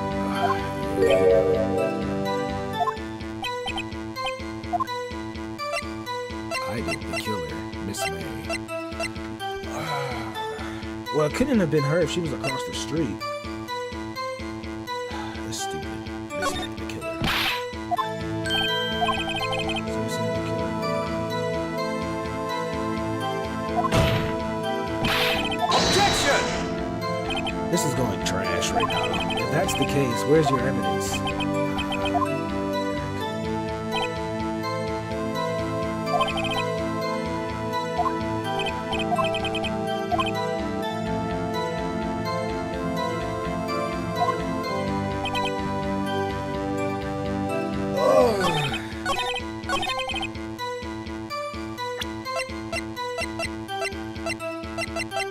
You know what I'm gonna do?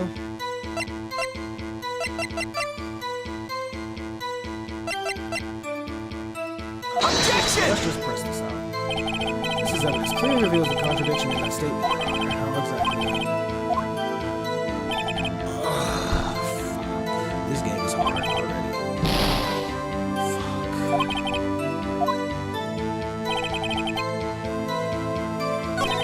Fuck. There's literally nothing contradicting this shit.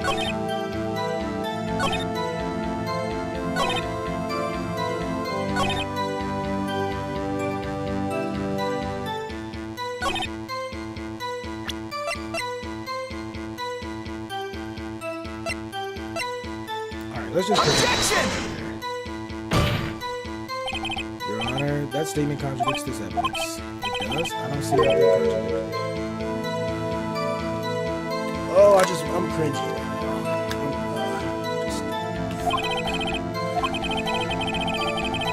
Nigga! What do you think I'm doing? What the fuck do you think I'm doing?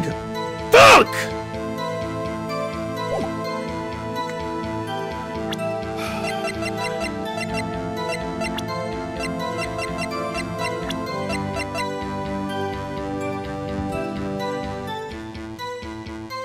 There's literally nothing that contradicts this shit!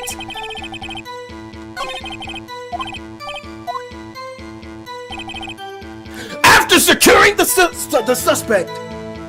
I examined the scene with my own eyes. I found a memo written. Okay then, on it.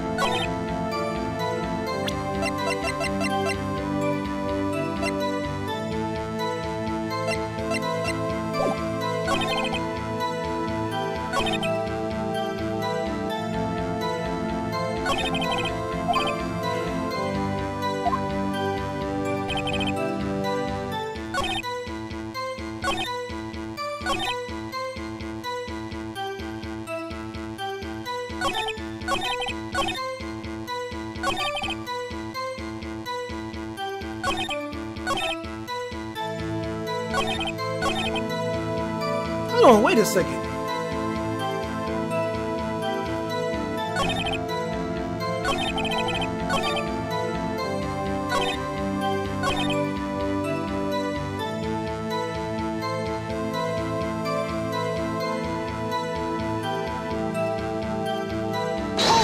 Did he know her name before he arrested her?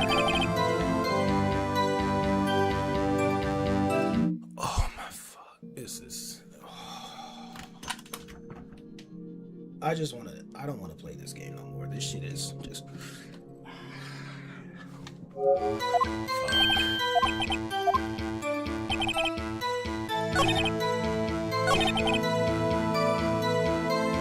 Man, fuck this nigga! Fuck this nigga! Fuck this dick bitch ass nigga, pussy! Just autoplay it. I don't care, bruh.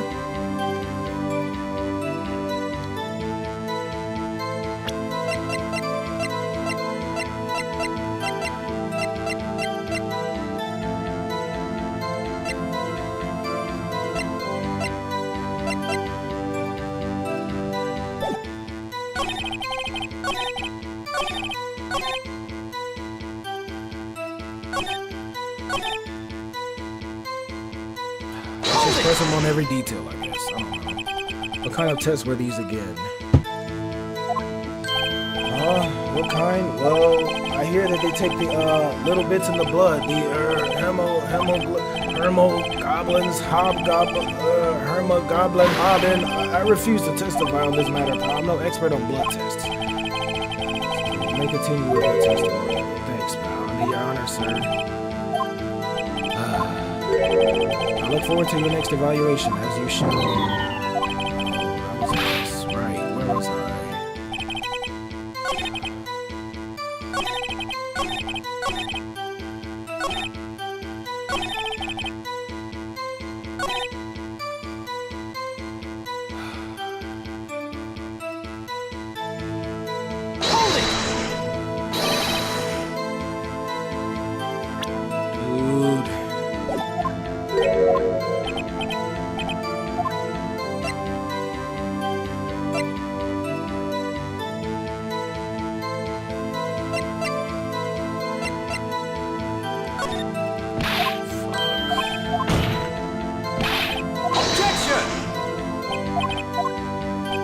Man, fuck this nigga Miles. Fuck him. This pussy ass, bitch ass nigga. Fuck both of these niggas. There's literally nothing in here.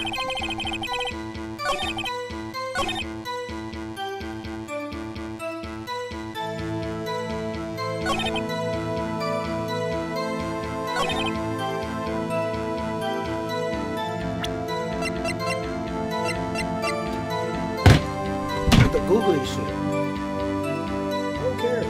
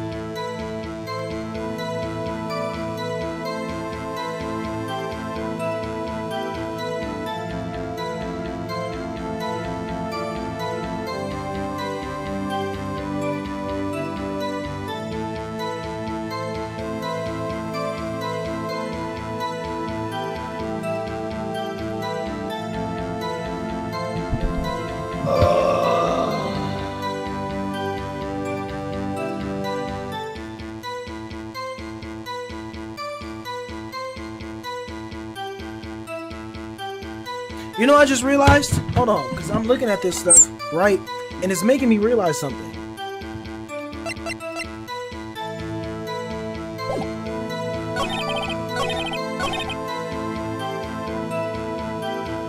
I just realized something. I'm like, this is nothing related.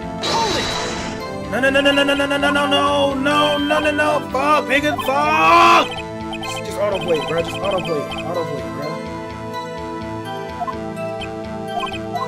No, brother, no, look, dude, that's not what I meant to do. I'm tired of this shit, bro. You know what I'm doing? No, I know what it is. I know what it is. I know what it is. I know what it is.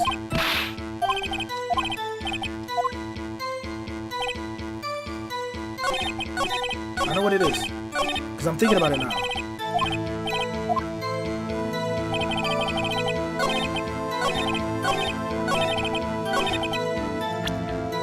If she died instantaneously, how does she have the time to write her killer's name in her own blood? Objection! Detective Gumshoe, there's one thing I want to clarify with you here. You say that the victim, Mia Fey, wrote this note, that she was accusing the defendant, Maya Fey. That's really what you're saying. What? This isn't one of those lawyer tricks now, is it? Of course she wrote it. Who else could have? You have it backwards, detective. But backwards? The victim is the only person who absolutely could not have written it. This is a report from your department, detective. Immediate death due to a blow from a blunt object. She died immediately. But! No butting your way out of this one, detective. I'm looking at this. I'm gonna tell you exactly what made me think about it. It says, present Mia's autopsy report to the statement. Before she died, the victim wrote the killer's name. Choose the day after the murder. And I just immediately thought about it, and I was like, hold on. If she wrote the killer's name, because I wasn't thinking about the freaking autopsy report, but looking at the autopsy, thinking about the autopsy, it says she died ASAP, right? It said that she died instantly. So I was thinking like, okay, if she died instantly, how could she have written the name of her killer in her own blood?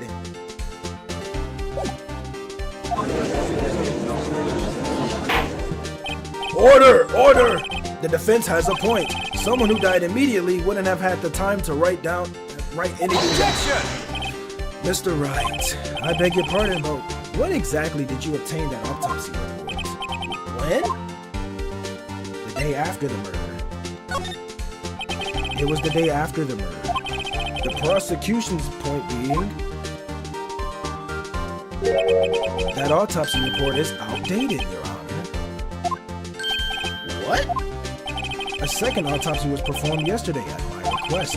Death was almost immediate due to a blow from a blunt object, but there is a possibility the victim lived for several minutes after the blow. I received these results this morning. No way. Your Honor, it's quite easy to imagine that the victim died. But the victim did have time to write Maya. That is all. I see. Damn you, Edgeworth. Nah, fuck that nigga. I should have known you'd have something up your sleeve. Look at how sleazy he looks. Why, Mr. Wright, you look shocked. I should beat your ass after this case.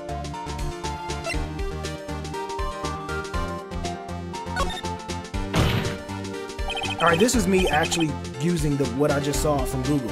Detective Gumshoe, you're a sham. How could you give me a faulty report? Huh? I thought... Detective Gumshoe. I'm disappointed in you, handing him the wrong report like that. I'm sorry, sir. You are at fault, detective. This isn't going to look good on your evaluation next week. What? But... Your Honor, I submit this report to the court. Understood. The court accepts the evidence. Okay, may have lived for a few minutes after being hit.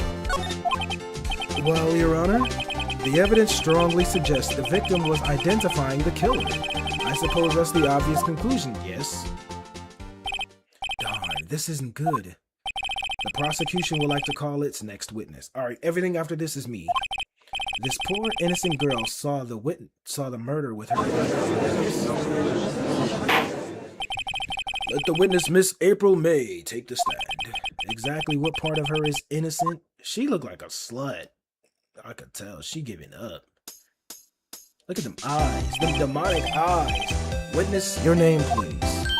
April May, at your service. She's a slut! She's a slut! She's a slut! Look at her!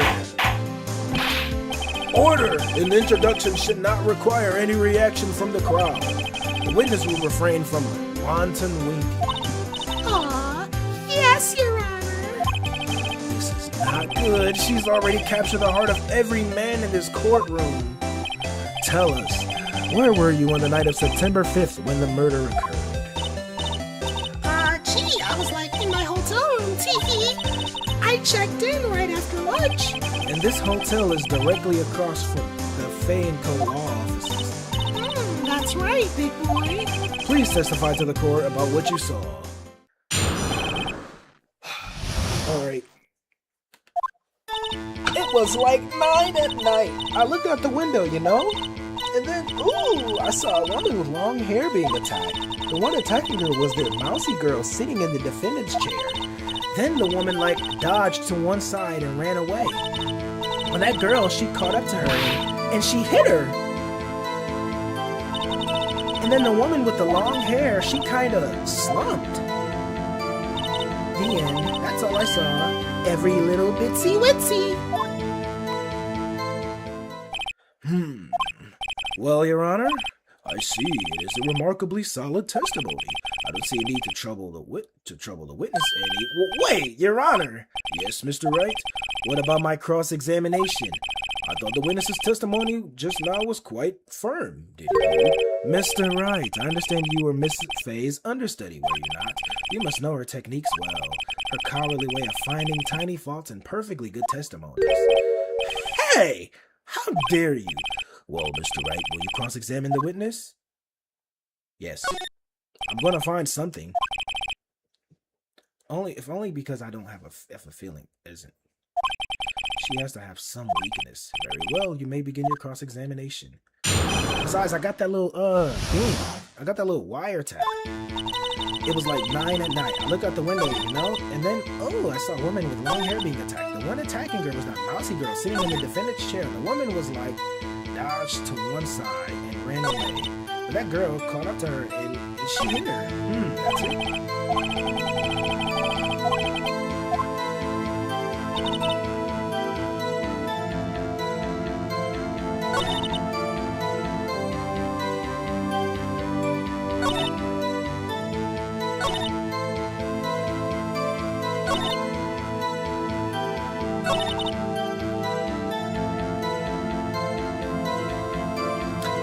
How did she see that? If she's seeing that from the window all across the street.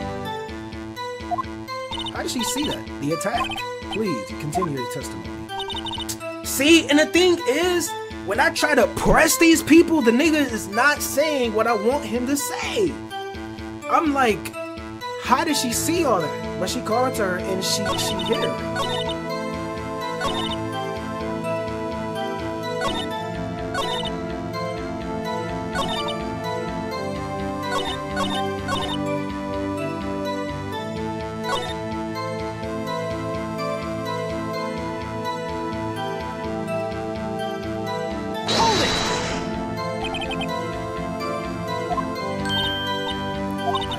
First of all, she had a girl's physique, and secondly, she was small.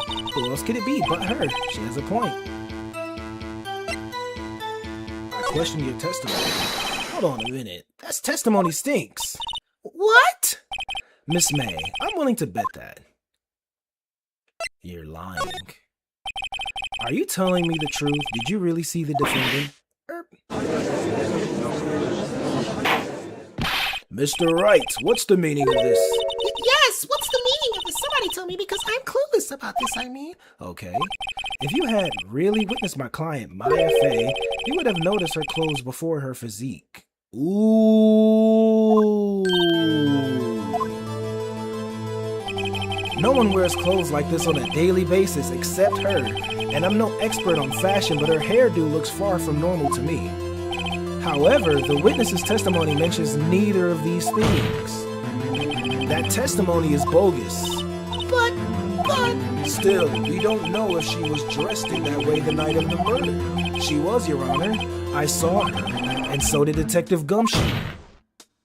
What do you say to that, Miss May? Rawr, what are you trying to say, you mean lawyer? I saw what I saw. I just didn't think all the trifling little details were necessary, darling. Miss May, the court would like to remind you to please omit nothing in your testimony. Damn!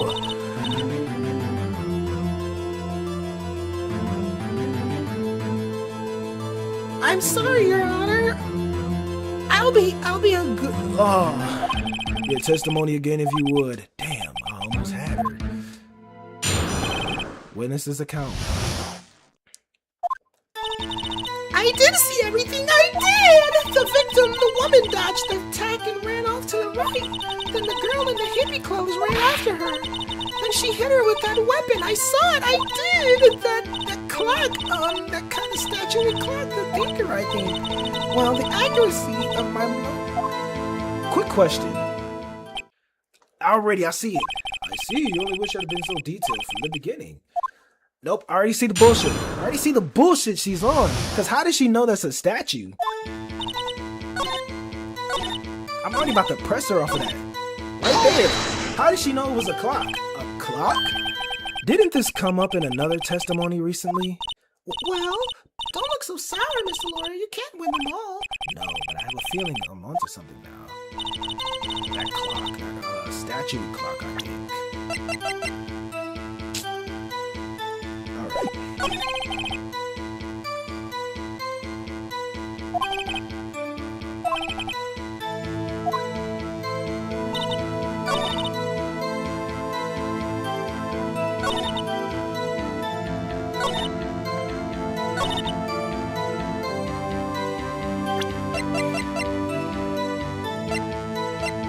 Okay, so this is all to contradict the things.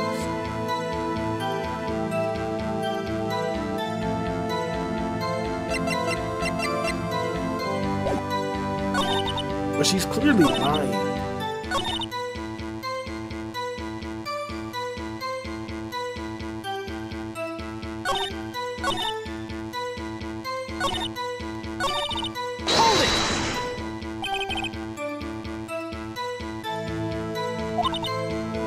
Which hand do I hold my knife in? Right. It was my right hand. Satisfied, Mr. Wright? Please continue. I'll just press her after every little detail. Just press her at every chance. Where did this weapon come from? She picked it up from the desk. I see. What sort of weapon was it? Alright, so... let's look at everything.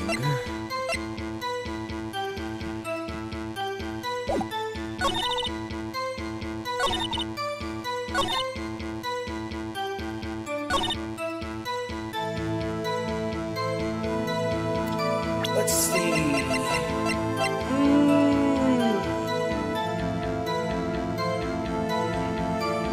You know what? Hold on. Okay, so it was to her right.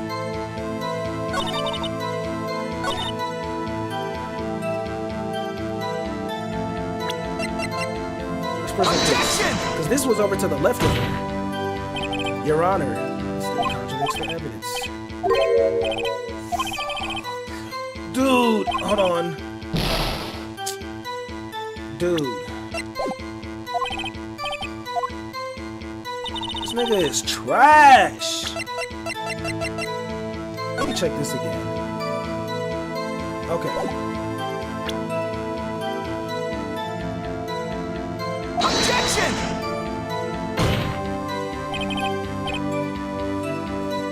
Nigga! Bro, I'm about to quit this game. This stupid nigga. If everything happened, if all of that shit happened over to the right, present the evidence that everything happened on the left. The bitch said it happened on her right. And when you look at the evidence, all right. This nigga is trash.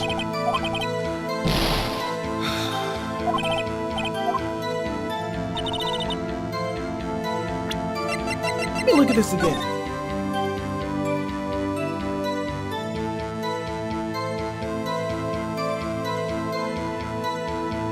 Yeah, so this will be the window, right? This will be the window. This little light thing, that will be the window. Because the door wasn't that big. The door is over to the top right corner, right? Everything happened to the left. If she's looking into the window, all of that shit would have happened to the left. This nigga is trash.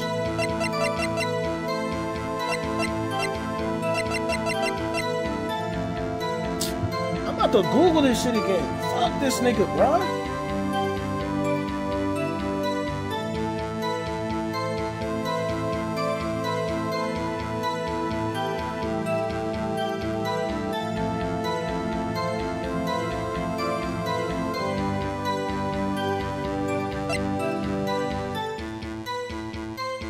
Let me see.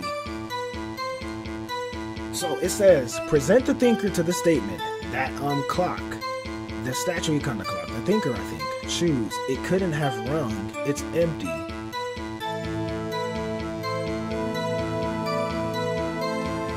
Objection! The witness's statement is clearly false, Your Honor. I'm sorry, but I can see nothing faulty. Unfortunately, I'll have to penalize you, Mr. This nigga is trash!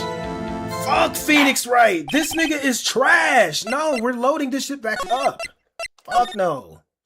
We're loading this shit back up because this nigga is trash. I'm running all of that shit back.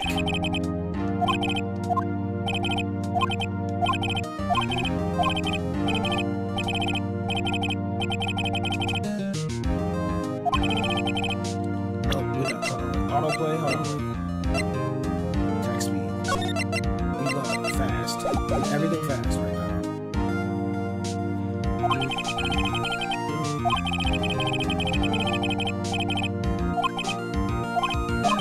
No, we're not doing autoplay. No. I don't care if I gotta run this shit back. I'm running it back.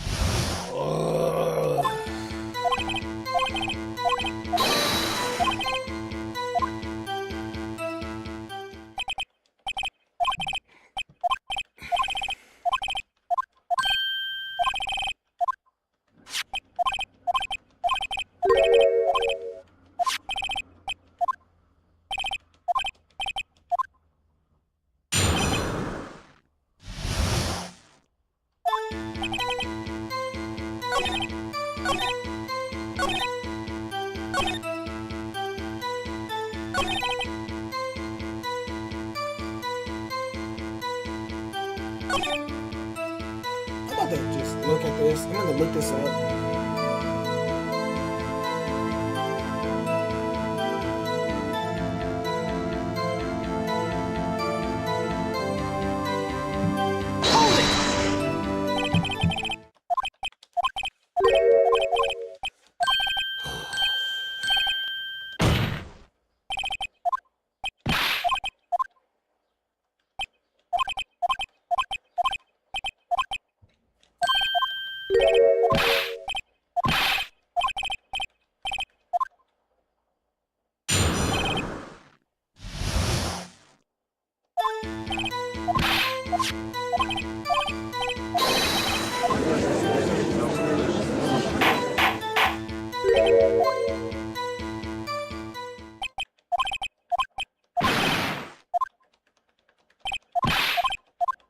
This game is pissing me off already because he doesn't say the things I need him to say.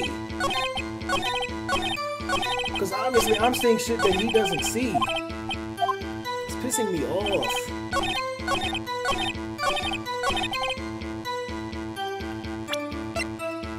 Objection!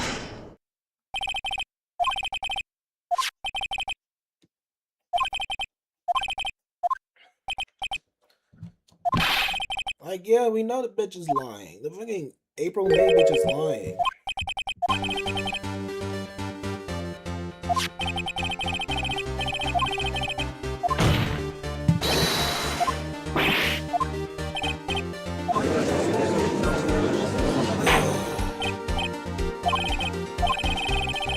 Objection!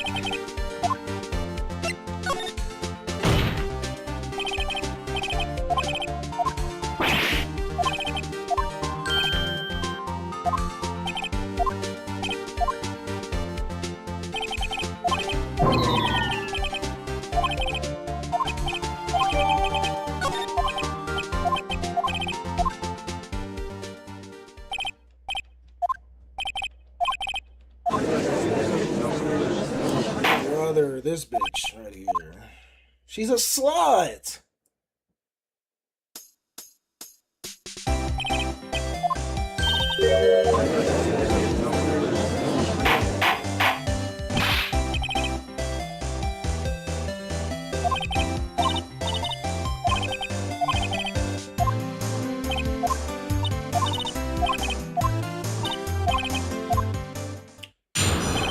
Ugh.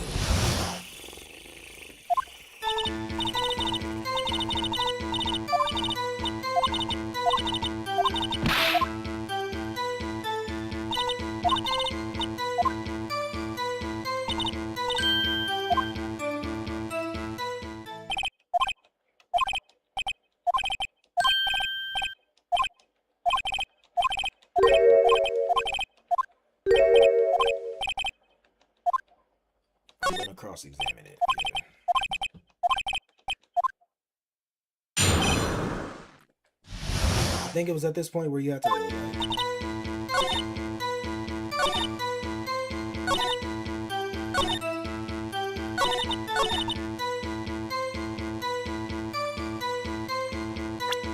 yeah, it wasn't to present anything, right? No.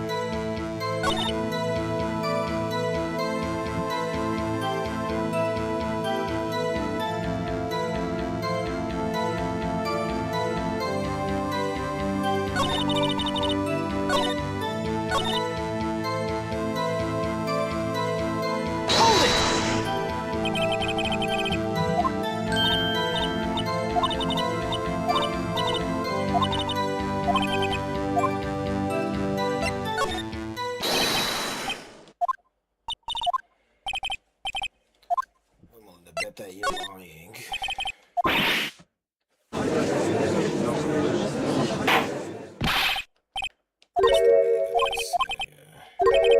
Notice her clothes before noticing her physique.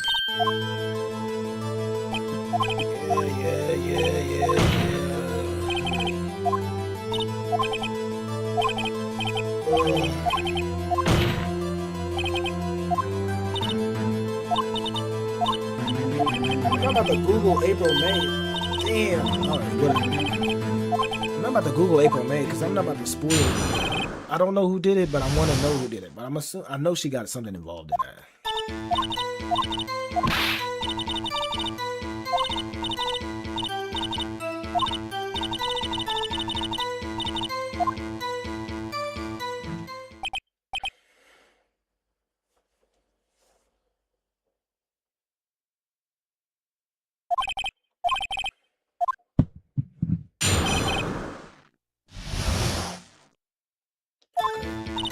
So this is what I was trying to get to.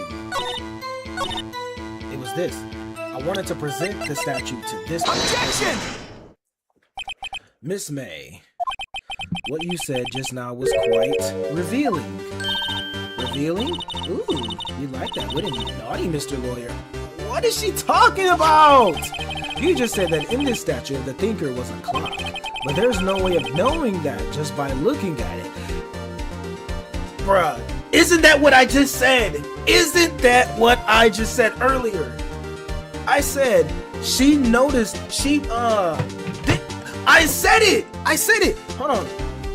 Let me tell you, because I'm kind of getting flustered right now. What I said was this. I said there was no way she could have told that this was a clock from across the street. She would have seen that it was a statue before it was a clock. She would have seen that this was a statue before it was a clock. Now, yeah, she called it a statuey clock. But mind you, she said statuey clock. There is no way to tell from far away that this would have been a clock. That's what I said earlier. All right, bro. You gotta abide to this game's rules, apparently. That's what you gotta do, right? Whatever. Well, there's no way of knowing that just by looking at it.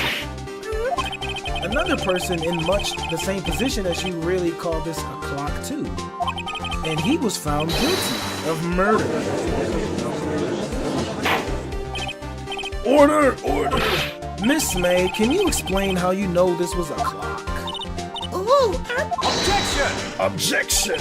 The witness saw the murder with her own eyes. That's all, and that's important here. The defense is trying to confuse the issue with trivial concerns. Yes, of course. Will you withdraw your question? Objection! No. She saw it across the street. Questions are all I have, Your Honor. And as you may recall, I've caught murderers with these questions before. Well, only once. Objection sustained.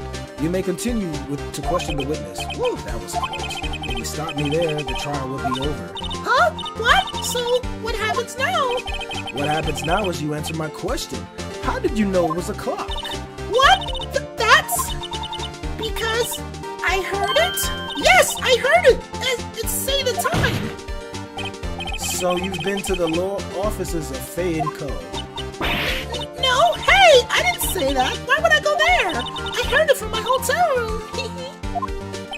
The law offices of Fay & Co. where the murder took place is very close to the hotel. She could have easily heard the clock. But the thing is, it was across the street. Are you satisfied? Fuck no! No, Your Honor! I can't give up now. You're telling me you heard this loud-ass clock? It couldn't have rung, because it was empty. Remember, she said it had papers in it. Your Honor, the members of the court, it is inconceivable that the clock in question rang. It's empty. Yeah, because, freaking, what's her name? Put the, battery, yeah, she took the batteries out and she, emptied it out with the papers in it. That clock is missing its clockwork. How could you possibly just take a look right now?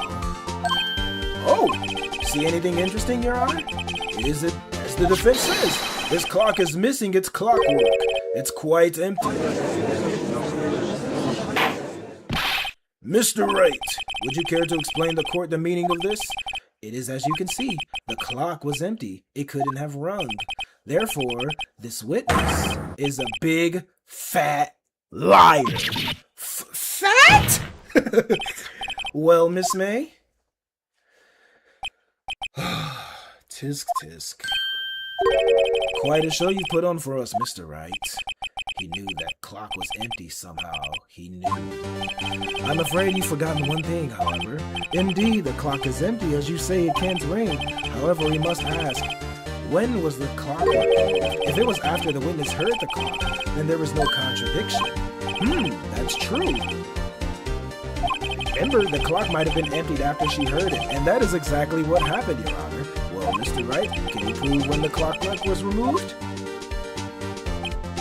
Oh, impossible, of course. Oh no, we got something for you. I have proof. What? Wasn't it you who told me proof is everything? Well, I was listening, and now I'll show you the proof you like so much. the evidence that proves when the clockwork removed was the phone. It was the phone. Take that! Take a look at this. That's a very cute cell phone. Woohoo! You have a girly phone. Wait, this isn't my phone. Listen, this is the defendant's cell phone, and it contains a recording. A recording of a conversation she had with the victim on the day of the murder. Order! The defendant's cell phone? This wasn't brought to my attention? Perhaps Detective Gumshoe overlooked it. The detective could remember he's a violation soon. I gotta say, I'm starting to feel bad for the big fella. Let's hear the conversation. So you just want me to hold on to the thinker for you then? If you could, I should probably tell you, the clock isn't talking right now. Huh? It's not working? That's lame. I had to take the clockwork out, sorry.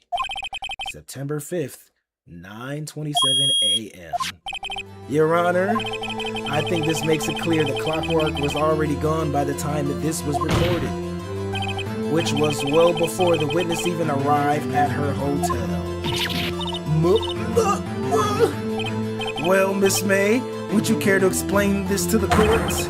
Just how did you know that weapon was a clock? Yeah, bitch!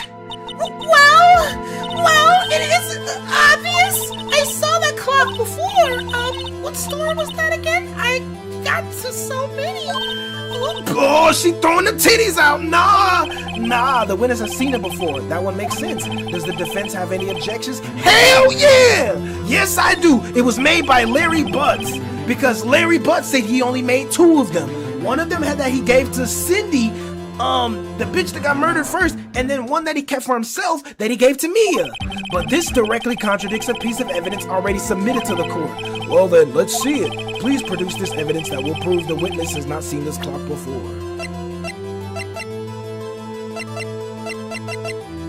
Take that! It's simple. This clock was never in any store, ever. What? A friend of mine made that clock. Only 2 exist in the world, and the one that isn't here is in police custody. Impossible! Everything is sold in stores. Miss May, I think it's high time you went shopping for a better excuse. Oh, excuse is not on sale today? Ooh. She's trying to... Yo, what's she doing? Whoa! Yo, look at her. What's it to you, porcupine head? That stupid clock doesn't matter, okay? She did it, and she should die for it. Die! I thought she was about to freaking flash me. Hold on. Whoa, let's not get ahead of ourselves. This is a court of law, and the witness will remain calm. Yeah, you pissed, bitch. Big old titties. Silly me. Did I, lose it? I guess I did. She throwing the titties out. She trying to get a nigga aroused. Miss May, let me ask. Tell me, how did you know the weapon was a clock? Yeah, bitch. Oh dear. Does the defense have an opinion on this behavior? Okay, this is it. Yes, Your Honor. Allow me to explain how I see the truth of the matter. Miss April May, you knew the weapon was a clock because...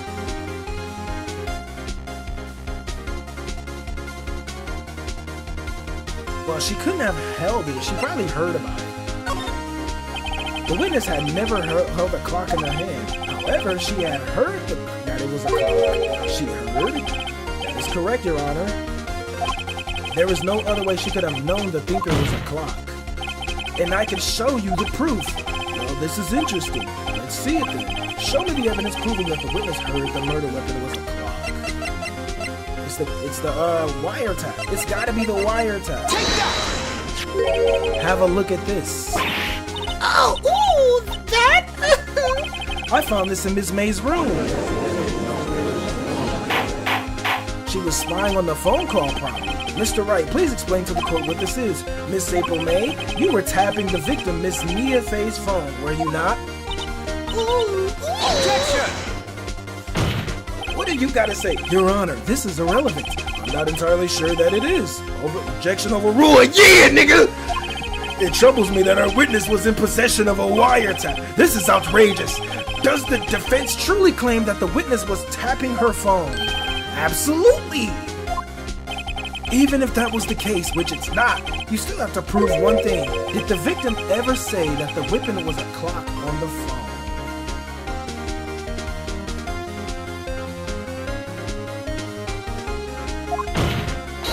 Can you prove that? I think not. Oh yeah, I think I can. Simple. What?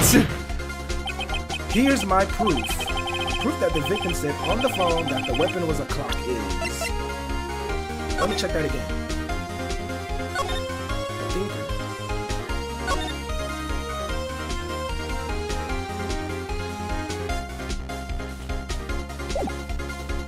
I think that's like the only proof, right? Yeah, that had to be the only proof, right? Take that! I present the defendant's cell phone. Yes, we've seen that. Listen once more to the conversation between the defendant and the victim. What's up? Would you ever call in a while? Well, actually, there's something I want you to hold on for me. Again? What's it this time? It's a clock. It's made to look like a statue, the thinker, and it tells you the time. Miss April May, you used a wiretap to listen to this conversation. That's how you knew the thinker was a clock. Am I wrong? Objection! Your Honor, this is ridiculous. Your Honor, look at the witness's face. Does she seem amused to you? The defense demands an answer. La la. Witness, answer the question. Did you tap her phone? Miss May. Shut up, all of you! You lawyer. I didn't get the last part, so my bad.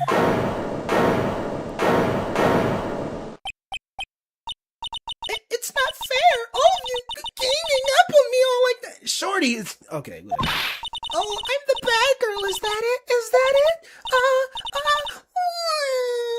Like, don't ever cry to me. That did it. The court's seen the real Miss April May now. Now to deal the final blow. You did it, didn't you? You did it. I'm not gonna ask if she killed her. I don't think she killed her, but why the wiretap? Why did you tap her phone? Answer the question. Do I have to? Isn't this a murder trial? Isn't Tippity tapping her irrelevant? She's saying exactly what Edgeworth wants her to say. Miss May, you were tapping the victim's phone. I hardly call that irrelevant, because if she was tapping the victim's phone, if she already... Okay, so get this right. Get this right. If you don't get it right, I'm gonna show you. The reason why it's relevant is because if she knew that the statue was a clock, right? She's tapping the phone. That means that she's definitely involved in it. That means that she's involved in it, because she wouldn't have any reason to tap specifically Mia Faye's phone. She wouldn't have any reason to specifically tap Mia Faye's phone unless she was involved in the murder, especially around the time of the murder. Because she could have, there was no way. Oh, hold on.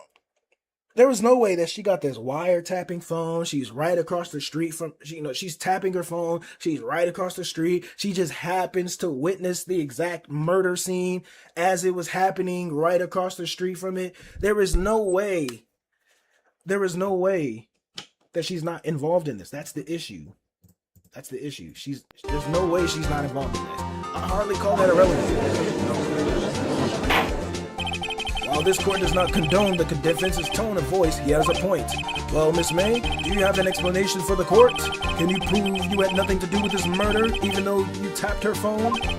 Ha! I'd like to see her pull that off. Mr. Lawyer, I saw that evil grin. You were probably thinking, I'd like to see her pull that off, aren't you? Damn, she's good. Well, you're not the first man who's thought of that, of course. And of course, I can and I will. Can be serious. No way. Wait, I say, wait. Oh, I'm sure I'm serious, Mr. Lawyer. Is she reading my mind? Hold on. Okay, so the killing happened around 9 at night. Why, that's just when I was getting room service from the sweet bellboy. Room service? Iced coffee, I believe it was. Iced coffee? You know, like normal coffee, but cold. If you don't drink it quick, the ice melts, and then you have regular cold coffee. Iced coffee? Think I'm making this up? Ask the bellboy. Ergo, the witness was not on the scene at the time of the murder. So how did she see the murder then? What? How did she witness the... Hold on, this bitch is lying. This bitch is lying. How did she see everything and then not see it at the same time? What? That the witness appears to have been tapping the victim's telephone. However, that is a separate crime with no bearing on the current case whatsoever. Her testimony stands. She saw the defendant, Maya Fey, commit murder. No, they're going to let her just walk away? There's no way I can win this unless I tie Miss May to the murder somehow. Well, does the defense have anything to say? Well, come on, think of something. Call the bellboy as a witness. The defense would like to call the hotel bellboy as a witness. There's something suspicious here, and I'm going to get to the bottom of it. I think you've spoken quite long enough already. Objection! I object to calling the bellboy. Why? What's your reason? Because I hold that wiretapping had nothing to do with the killing. However, if you agree to one condition, I'll consent to calling this witness. Condition: if Miss April May's alibi is not called into question after you examine the bellboy, then you will recognize that Miss April May was not the killer. Thus, she is innocent. I mean, I don't think she's a killer. I just think she's involved in it. And thereby, you must also accept the verdict of guilty for Miss May. That is my condition. What? I better find something suspicious in that bellboy's testimony, otherwise Maya will be declared guilty on the spot. What should I do?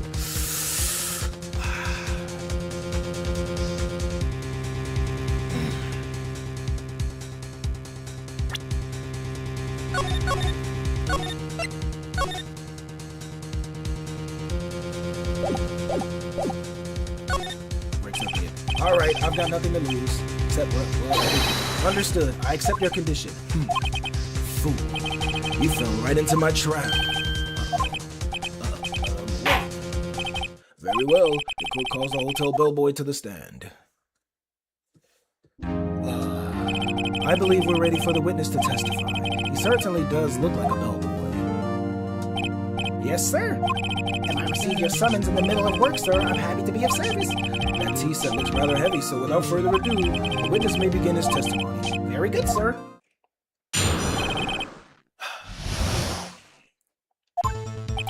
I'm the head of bellboy at the fine Gatewater Hotel, in business for 4 generations.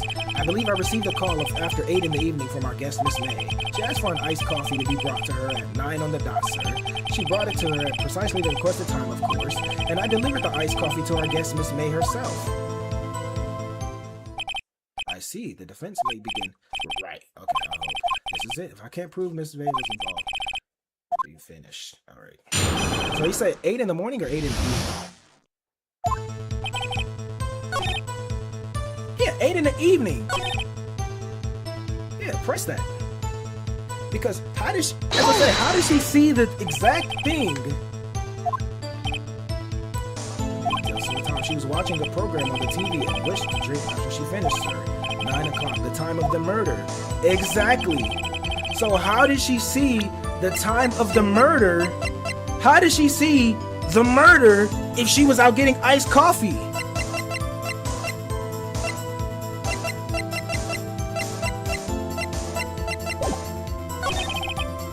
Deliver the iced coffee. Okay. Hold it! You are sure it was Miss April May herself?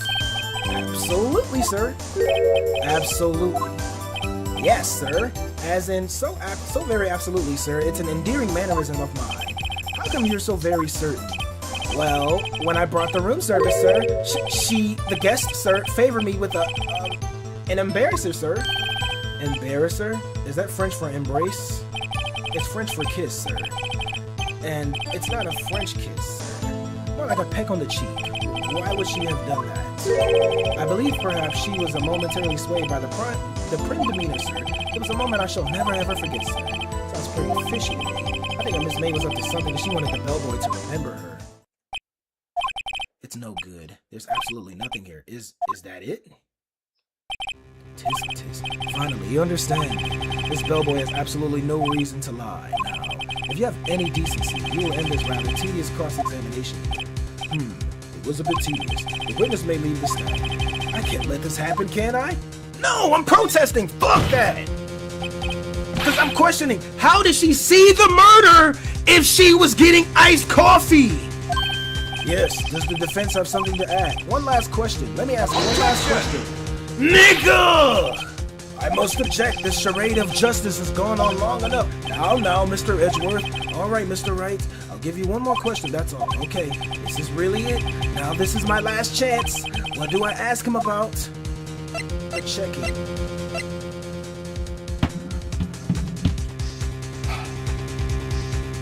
I'm not gonna Google this. Fuck that.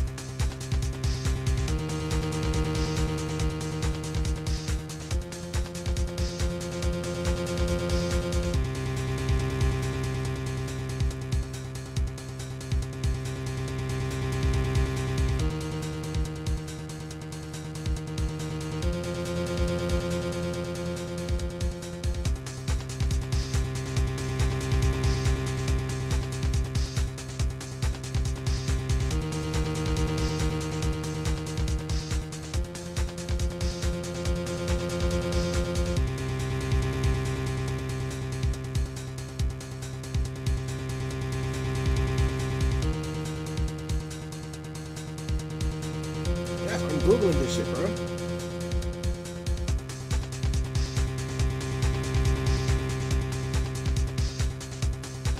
Okay, check-in. Tell me about the check-in. Tell me about when you checked in, Miss May. Oh, all right. Very well, sir. My first thought was that she was beautiful. Beautiful person. She's just my type of girl. So it was a disappointment, really. I see. Excuse me, what exactly was a disappointment? Well, I am not without charm, sir, but even I'd have a little chance with her lover there. What did he say? What did you say? Rather quite. Bellboy, tell us the truth now. Did Miss May check in with another person? Objection! I object. That was objectionable. Objection overruled. The witness will answer the question. Yes, I see. Look, I'm cheating. I don't care. I don't give a fuck right now, dog. I'm doing this as much as possible, but if I'm seeing something and this game is not presenting it, I'm like, you know what? Fuck that. I'm gonna go Google it and see if I can get to my conclusion. Why did you not mention this in your testimony? Well, sir, you didn't ask. Nice try. That's the sort of thing you're normally supposed to mention. But yes, quite indeed. It was the good barrister there, Mr. Edgeworth, who... He asked me not to mention if I wasn't specifically asked, sir. Oof. You fool! Yeah, nigga, you over here tampering with... You over here dealing with it. I won. Miss April May checked into a twin room with a man, correct? Yes, sir. Then, when you brought the room service, you didn't see that man in the room. That's right, sir. Your Honor, we have just learned of another person involved who may have been the murderer. In light of this new fact, I hold that it's impossible to judge the defendant. Wouldn't you agree, Mr. Edgeworth? And who, Mr. Wright, is this other person? Simple, it was Mr. Wright! It was not Mr. Wright, Mr. White! The man with Miss May. Because the nigga, when I popped up at the hotel, he was like, oh, there you have a message from Miss White. Can you pass on to Miss April May that Mr. White checked in? Oof. Your Honor, it has been previously revealed Miss April May was tapping the victim's phone, yet Miss May herself has an alibi at the time of the murder. However, that does not clear the man that was with her. The bellboy saw no one else in the room at the time of the murder. My, what a convenient little setup, but it's too late. Too late? I suppose you'd like it if it was too late, wouldn't you? After all, it was you who hit the presence of the other man from this court. Oof. Upstart. Amateur. These accusations are ludicrous. Enough! The court acknowledges the defense's argument. I expect the prosecution and defense to look into this matter fully. Am I understood? Yes. Yes, Your Honor. That is all today for the trial of Maya Fey. Court is adjourned. Look, don't judge me for Googling this, bruh. September 7th, 224 District Court, Defendant Lobby number 1. I'm about to go pee real quick. I gotta piss. Loki, I am very invested in this game. You saw how invested I am right now. You saw that.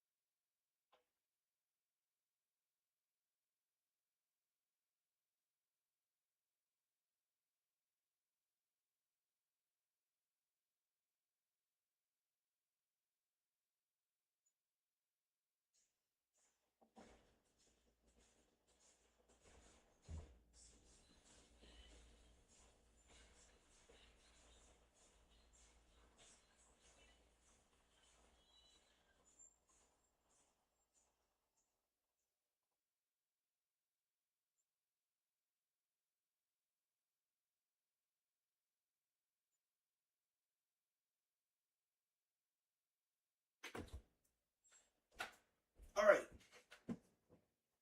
I've been streaming for 2.5 hours. I'm about to play the next episode tomorrow. Damn it.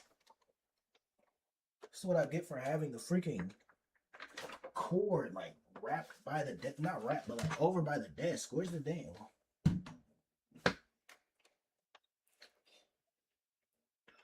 But this game is some heat so far.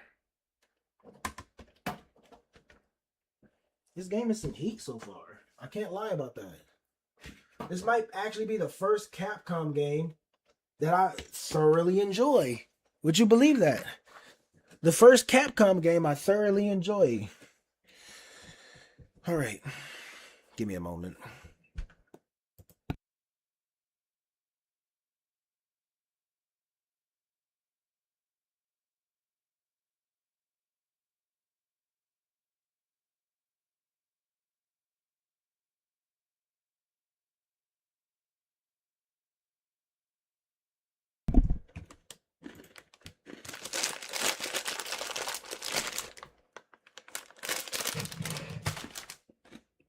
All right.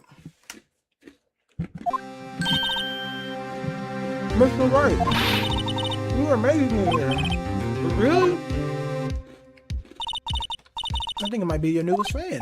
Oh, I was just doing my job, you know? Then again, the other attorney was pretty cool too. Huh? The face of his, with his eyes wide and his trembling lips, it sent shivers up my spine. If you say so. So what happens with me? Do I get to go home now? Well... No, I don't think so. Not yet. Oh, I see. But I got a great lead in today's trial. A lead? The man with Miss K. With Miss May. He's the key. Oh, I get it. What happened to Miss May after that anyway? I heard they arrested her. I guess she's learning her charms won't work everywhere. She's probably at the detention center now. I may have to go down there later. Anyway, this case is far from closed. Yes, sir. I'm gonna find out more about this man. Do you think he was the one who... Maybe so. Sis, don't worry. I'll find him by tomorrow, I promise. I'm counting on you. Got some Oreo minis. As for a full record of April May's testimony, I thought it might come in handy during the trial. But now that I have it, I'm not so sure. Most of her testimony was all lies. In fact, there's only one part that hasn't been stricken from the record. May testimony after. The victim dodged an attack and ran to the right. She was caught and struck.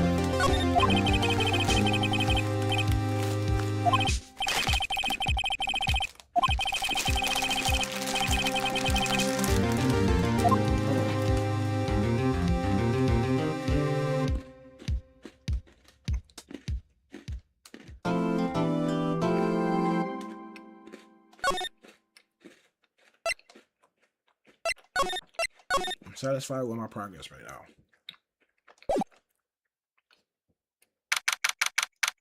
September 7th, 311, detention center, visitor's room. Miss May. Well, hello. I didn't expect anyone in Vision in such a dank place as this. It's really quite moving. Not, you stinking lawyer. I hope you die. Have you come to laugh? Yes, laugh at the fallen Miss May. No, not really. There's something I wanted to ask. Unfortunately, there's nothing I want to be asked. Haven't you done enough questioning, you spiky head? Here we go again. Please, you're scaring the security guard. So, what's it to you? What's it you wished asking me? And, for starters, how did you get to be so totally whacked? Alright. She got them bazoongas. Damn, look at that. Let's talk about her attitude, first of all. Like, fuck her. Say, why are you so angry? I mean, you don't look like a bad person. Oh, that does it. Bottom-feeding, scum-sucking lawyer. Bottom? I can't tell. Does she have a thing against lawyers or just against me? Like, damn, look at her face. Why do you place a wiretap on Mia's phone? When you say it like that, it sounds so cold, so criminal. Tapping people's phone is a crime, Miss May. Oh, and I suppose you learned that in lawyer school. Creep. This woman is impossible to talk to. Like that man who stayed with you in your hotel room. Can you tell me about him? Where is he? Come on. No way, Jose. Maybe if I had something to get her to talk. Got you. It was a note from,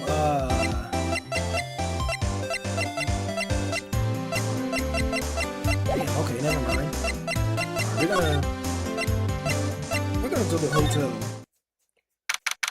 September 7th, Gatewater Hotel, room 303.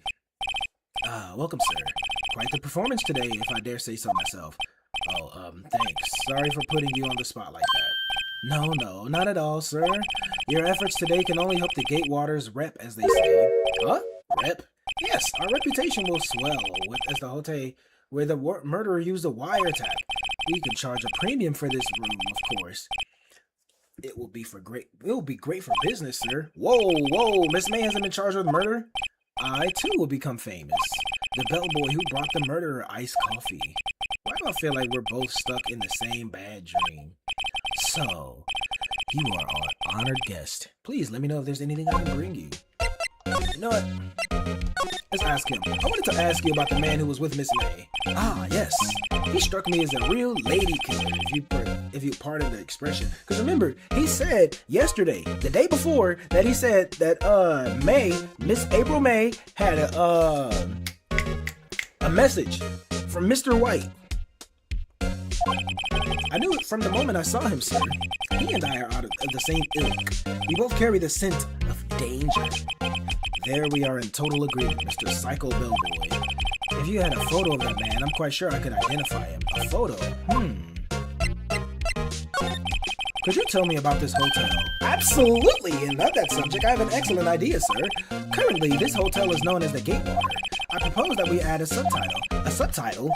The Gatewater Hotel. Murder Manor. Well, what do you think? Sounds great. Whatever floats your tea set. Let's talk about Miss May. About Miss May. Oh, her, sir? Not to boast, but I knew the moment I saw her, she'd do it, I said. Do what? I'm starting to get more suspicious. I think that the most suspicious person here is this guy, alright? This nigga tripping right now. Hold on. Let me examine the area first. Yeah, let's look at that. This is still a screwdriver. Ah, yes, please do that. That's the drawer of terror, hiding in places of murderers' wiretap. It's become one of the most popular attractions here. This guy is serious. I don't believe it. Alright, can I don't know, talk to him, present that to him, I don't know. I'm sorry. All I could think about during the trial was the hotel. I wasn't paying much attention to the evidence. Alright, well, I guess we're gonna move from somewhere. Let's go to Let's go to Faye & Co. I don't know. September 7th. Faye & Co. Law Offices. It's off the hands and taken off the gate today. I'm kind of done for this inside. Oh, I believe we get this place is working over. I doubt there are any valuable clues left. But we can have to take a look around, though. If we can. The sky is blue, so am I. Yeah.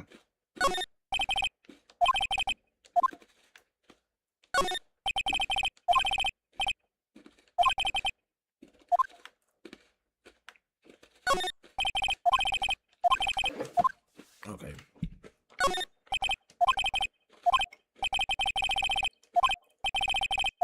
No, are some of the files missing?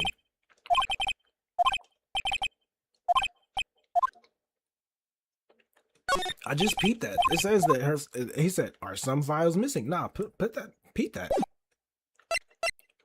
All right. Let's look at Grossberg offices. September 7th, Grossberg law offices. All right. Looks like Grossberg is out today again. Maybe he's avoiding me for some reason.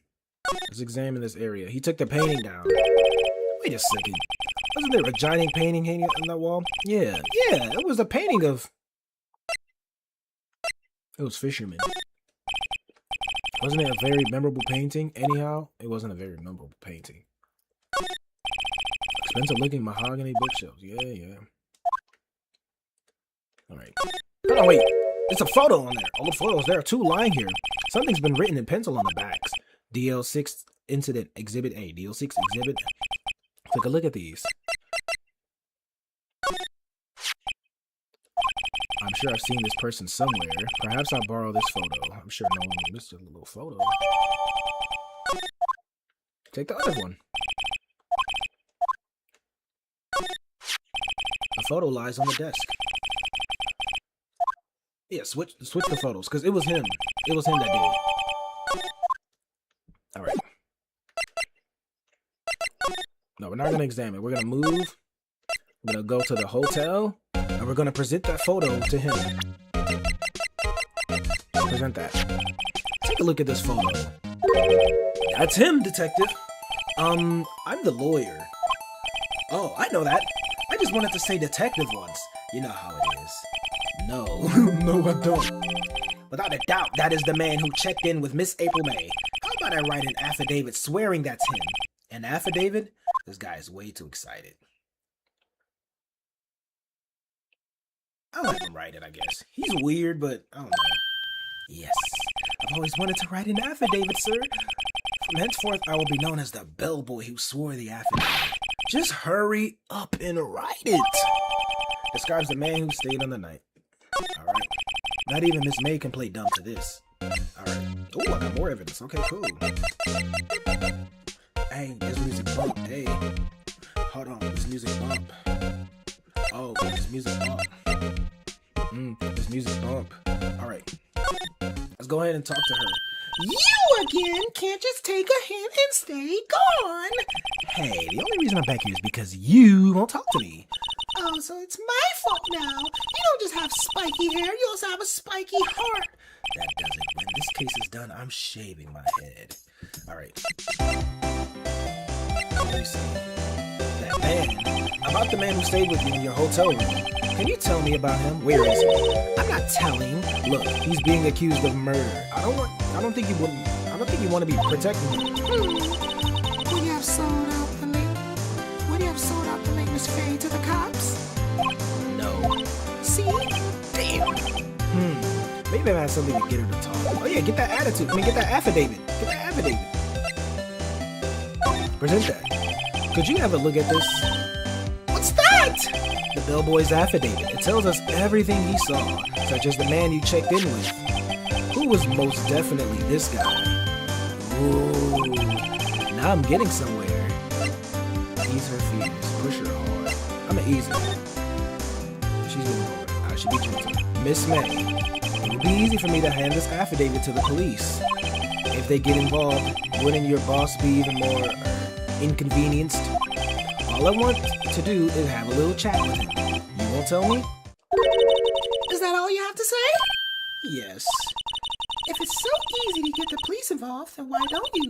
Somehow I think you're not up to it. Show them a little kindness and they jump on board. They have the exact opposite effect. Aw, smirk. Lawyer, you were so close. This isn't working. I think I'm worn out this piece of paper. Damn it. Bellboy's affidavit discarded. Man in this photo is the one I want. Why did April May not want to talk about it? She must know him. Nigga, why would you throw away the affidavit? Alright, I gotta get something else to get her to talk.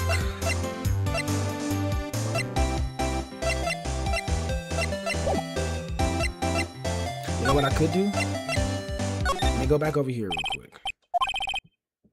Grossberg. That old familiar clearing of the throat. You again. Hello, Mr. Grossberg. Well, you were quite the thing, my boy. Excuse me? The trial. He was there? Reminded me of myself when I was a youth. I guess something got passed down through Mia. Maybe. Brings me back memories, it does. The days of my youth. Like the scent of fresh lemon, you see. I apologize. It was all a bit too much for me, my boy. Seeing you today, I appreciate the reminiscing, but I'd much rather you give me some information. The picture is gone, alright. I was gonna go back and take the picture, but alright. Today's trial. Let's talk about the painting first. The other day, I'm sure there was a big, pretentious-looking painting on that wall. Pretentious-looking? Well, you know the one I mean. Anyway, where did it go? Yes, well, I got rid of it. Got quite tired of the thing, really. I sold it, you see. Yes, that's right. Nigga, wasn't you just the other day? You was talking about... Oh, I'm not going to sell it. It's worth $3 million and I'm never going to sell it. It's not for sale. Like, nigga, wasn't that just you the other day and now your fucking Theodore Roosevelt looking ass just sold it? Sold it? I'm not sure I buy that. Wasn't that painting rather important to you, sir? Did something happen? I don't see how it's any of your business. Please, speak no more of that accursed painting. I didn't.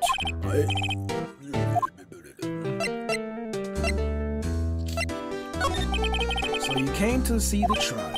Yes, I did. Something was bothering me all last night, you see. I couldn't get a wink of sleep. Really? What was that? Well, you see, it's just Mia's sister, that poor girl. My boy, I owe you my thanks, truly. I don't know what I would have done if things had gone poorly for the girl. If you were that worried about it, why didn't you offer to defend her? I asked before, but why did you refuse her request for defense? I think I have a right to know. Right, Mr. Wright? No, I'm sorry. It's just I need more time to think about it, my boy. He does seem troubled about something.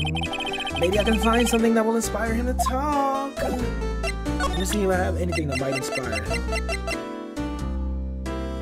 Why was this on your desk? I was wondering about this photograph. Where did you get that? I borrowed it. Well, give it back at once. Mr. Grossberg, tell me about the man in this photo. He may have been in that hotel with April May on the night of the murder. Do you know something about him? Anything? Very well, I'll tell you what I know. However, you didn't hear it from me, if you follow. I follow. That man is Mr. Red White. He is the president of Blue Corp. Red White. Blue Corp. There's something like a detection agency. Get it? Red, white, and blue? Okay. They're information pros. They sell information, you see. Sensitive information. Despite his name, Mr. White has the blackest reputation of any man in this directory. Should you run across to him, watch what you say. You wouldn't want him digging up any dirt on you. Selling information. Sounds like blackmail. Can you tell me where this Blue Corp is located? I suppose. This nigga got breasts. This nigga got some big old titties. No homo, though. No homo. Mr. Red White at last. Finally, a lead on this guy. Even if April May couldn't have done it, he could have. Time to take action. Photograph returned to Mr. Grossberg. Now I must ask you to leave. I need to think about things alone.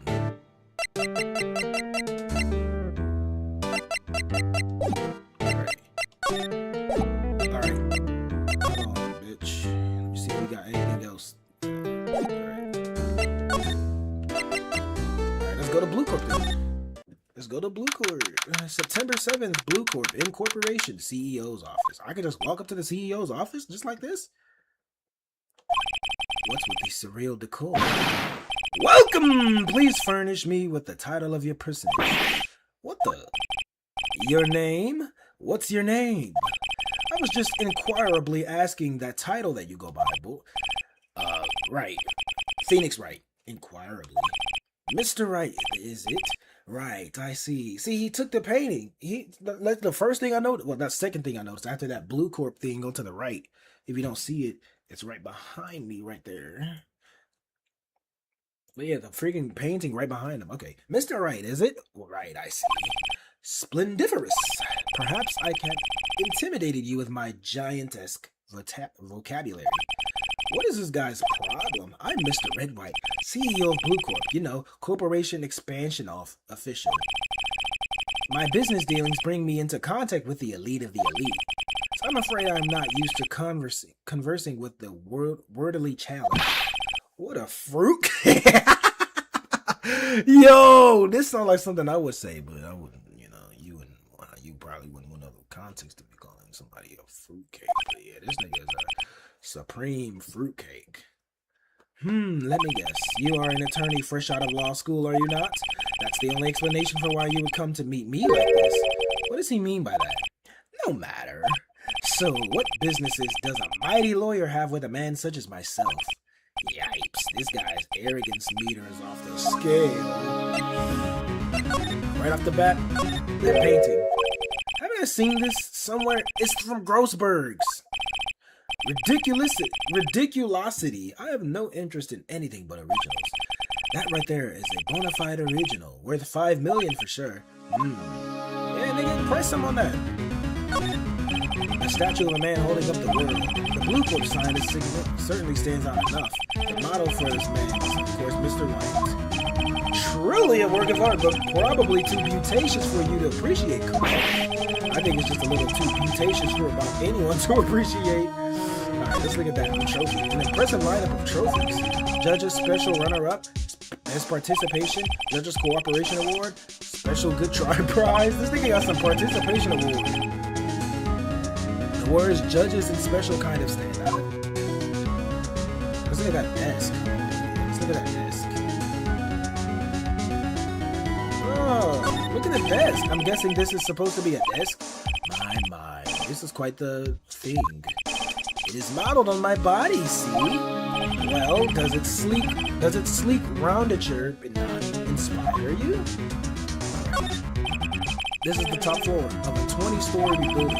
The view is quite presidential.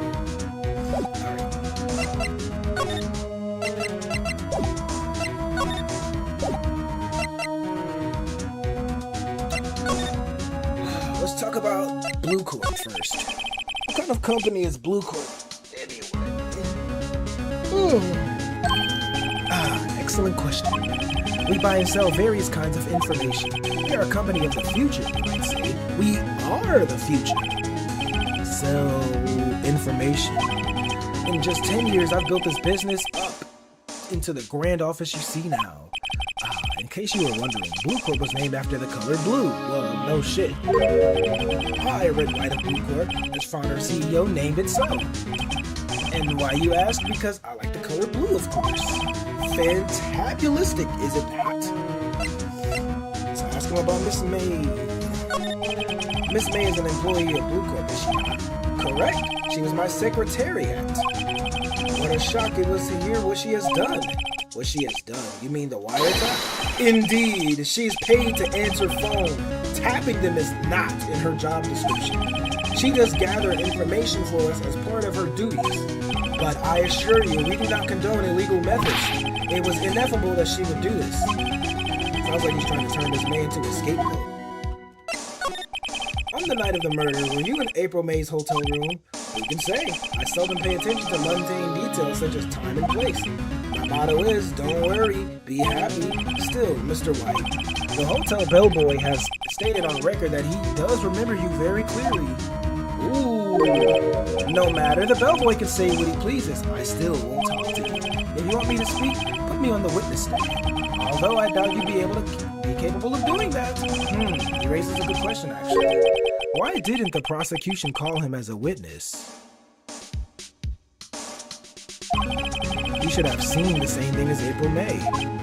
Oh, the police, the courts. To me, they are mere toys. Playthings for my amusement. Yeah, talk about that painting. There's something that's been bothering me. Yes, what might that be? That big painting on the wall over there. I've seen it before. You know, I've actually seen that painting before. Oh? Just yesterday, actually. Your point being? My point is simple. Or rather, my question is simple. Why is that painting hanging on your wall? Mr. Wrong, was it? Right. It appears you did not fully grasp your position here. I ask again, who are you? A lawyer? No, my feeble friend. A mere lawyer. Worth nothing. Zilch. Zippo. Nada. Just like that sorry excuse for an attorney, Grody Burger. What? Is he beating my ass? He punched. I was like, what? Well, Mr. Lawyer, what will you do, eh? Charge me with assault? Charge anyway. I welcome it, for it is you who will be found guilty. What? Heed my exposition. The police, the courts, they all do my bidding. So you say. But I wonder, is that kind of control really possible? I don't expect you to understand. It is a world beyond your comprehension. You came here from Grody Burgers, I presume. Mr. Grossberg's. Yes. Then you must ask him, why is it that this painting of his hangs here? Perhaps then he will tell you. Perhaps he will explain how a man can live life purely for personal profit. Go on now. Skedaddle. There's nothing more to discuss. I guess there isn't anything to discuss, but I am going to go to Grossberg's law offices. I don't think he's noticed me standing here. Maybe I should clear my throat. Jumpin' Jehoshaphat! Oh, you! What's wrong? You look so pensive, like an old man at the end of his days. I'm not senile yet. I was just thinking about this whole mess. Something's really bothering him, that much is clear. Talk to him. Mr. White. So, I paid Blue Corp a visit. Oh, I see. Mr. Grossberg, I have to admit something has been bothering me. Oh, what is it? Well, out with it, my boy. You see, it's just that big painting. Mr. Grossberg, sir. There was a giant painting hanging right there the other day, was there not? The one you said you had no intention of parting with. Well, I saw it today. It was in the CEO's office at Blue Corp, Red White's office. So you noticed. I suppose I should have guessed you would. It is a large painting. Mr. Grossberg, I know you and Mr. White are connected somehow. Connected, you say? Yes, and I know what it is. Your lovers? What? He's giving you Ooh, I don't know about information. Let me think. Let me just think about this real quick. I don't think they're lovers. It's gotta be he's giving you information or he's blackmailing you. But it's really one of those two things. I could guess that he's blackmailing him, which would result in him giving the painting. But we don't know what he would be blackmailing from based off of dialogue. He does seem nervous though, so that is a good thing. But also from giving him information, he could have given it to him for information. Such as when he immediately declined when he declined to defend Maya, right? He immediately declined to defend Maya and immediately knew all the details already right before I even told him about it. So it could be either one of those things. So I'm going I'm gonna assume that they're lovers. It's not something I can claim to understand. But you and Mr. White are lovers, aren't you? What, my boy? You sent that painting to him as a sign of undying love. My boy, please. You're letting your fancies run away with you. He's like, my nigga, I'm not gay. Where do you get these bizarre ideas? I don't understand how you get. That's because we're not, don't be ridiculous. My boy, I'm not gay. Enough. I'll swallow my pride and tell you. Okay, let me tell you this. The logic behind me doing that was I felt like I would have thrown him off enough for him to be like, no, wait, nigga, I'm not gay. Look, because I feel like he could easily deny the other two, but if I threw that little curveball at him, like, yeah, y'all niggas are gay lovers, he's probably gonna be like, whoa, my nigga, I ain't gay now. Slow your roll, my boy. I ain't gay. I'll tell you what's up. Just don't throw that fruitcake allegation out there. I knew it. They are lovers. No, we're not lovers. Red White is a man who living through intimidation. Blue Corp is a company that exiles and finding people's weaknesses, I'm afraid. I've been paying for them for 15 years. 15 years? All because of the DL6 incident, as you may have guessed. The name on the back of those photographs. As you suspected, I could not stand in defense of Maya because of this. White would have destroyed me if I did. So that's the connection. It is hard for me to tell you this, my boy, but arresting Mr. Red White will be nigh on impossible. Impossible? Why? He has information on everyone. It gives him an iron grip. He owns judges, attorneys, prosecutors, police, and politicians. What? They are bound, unable to do harm themselves, and therefore to him. They are bound, unable to do harm to themselves, and therefore to him. Don't look at me like that. What you see is nothing more than the weight of many years. So, I'm not gonna... What is the DL6 incident? That's what I'm asking. What is the DL6 incident? DL6 is nothing more than a sorting code for the police gave the case. It was 15 years ago now. I received a request from a medium, a spirit medium. So Mr. Red White was the one that ruined Mia and Maya's mother's life by outing her as a fraud. Okay, how do you figure that out? Medium? Her name was Misty Faye. Indeed, she was Mia's mother. She had been investigating a murder at the bequest of the police, and she failed. As a result, the police called her a fraud. This is what Maya was talking about the other day. I did all I could for her, and in the end, cleared her of her wrongdoing. That murder case, however, remains unsolved to this day. That case is the DL6 incident. Well, why were you blackmailed over this, Mr. Grossman? The DL6 incident was top secret at the time. It made sense. The police didn't want people to know they were using a medium. They couldn't let people know. But one person found out. I told him. You told White? He offered me riches. It is an embarrassment to me now. Because I talked. The police were mocked far and wide. In secret, they began looking for the one who sold them out. Of course, White heard such about it, and he came to me. Only this time, the offer was blackmail. I see. White controls the law of this country as he sees fit. Yet if you would still challenge him, have a close look at Mia's office. Mia's office? She followed his every move for years. She may have recorded something of what she found. We're not going to talk about that. We're going to go back to the office. We're not going to continue questioning. It's funny, looking at this room. It seems so normal.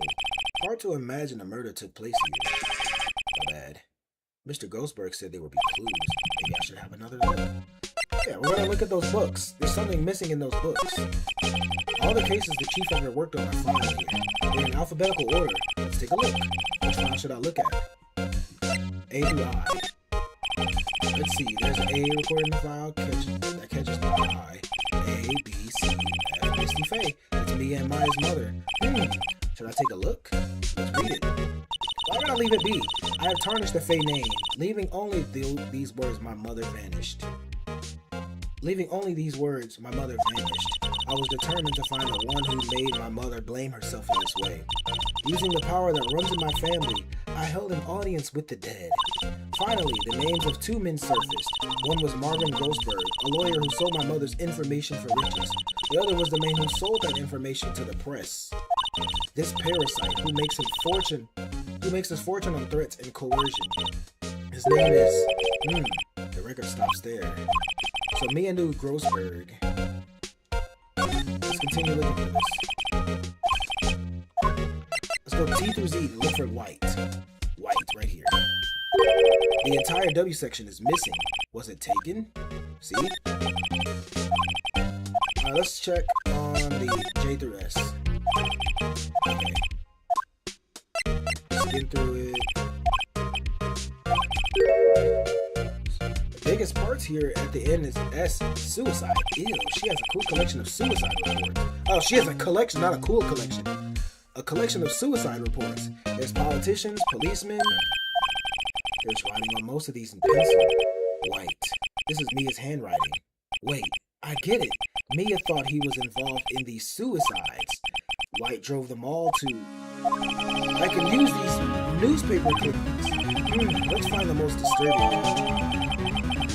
Article about a politician's suicide. The word Wright is written in pencil at the top.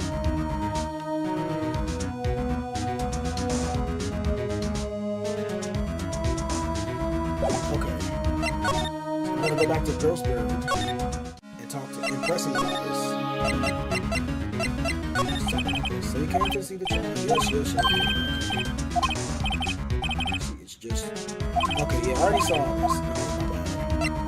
I'm gonna just do that so I can present him.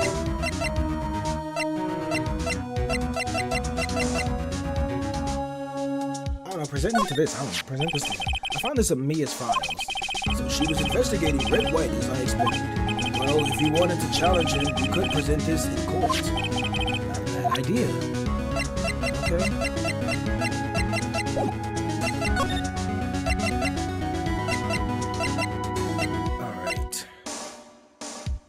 Ooh, hold on. I could go and tell Miss May is in questioning.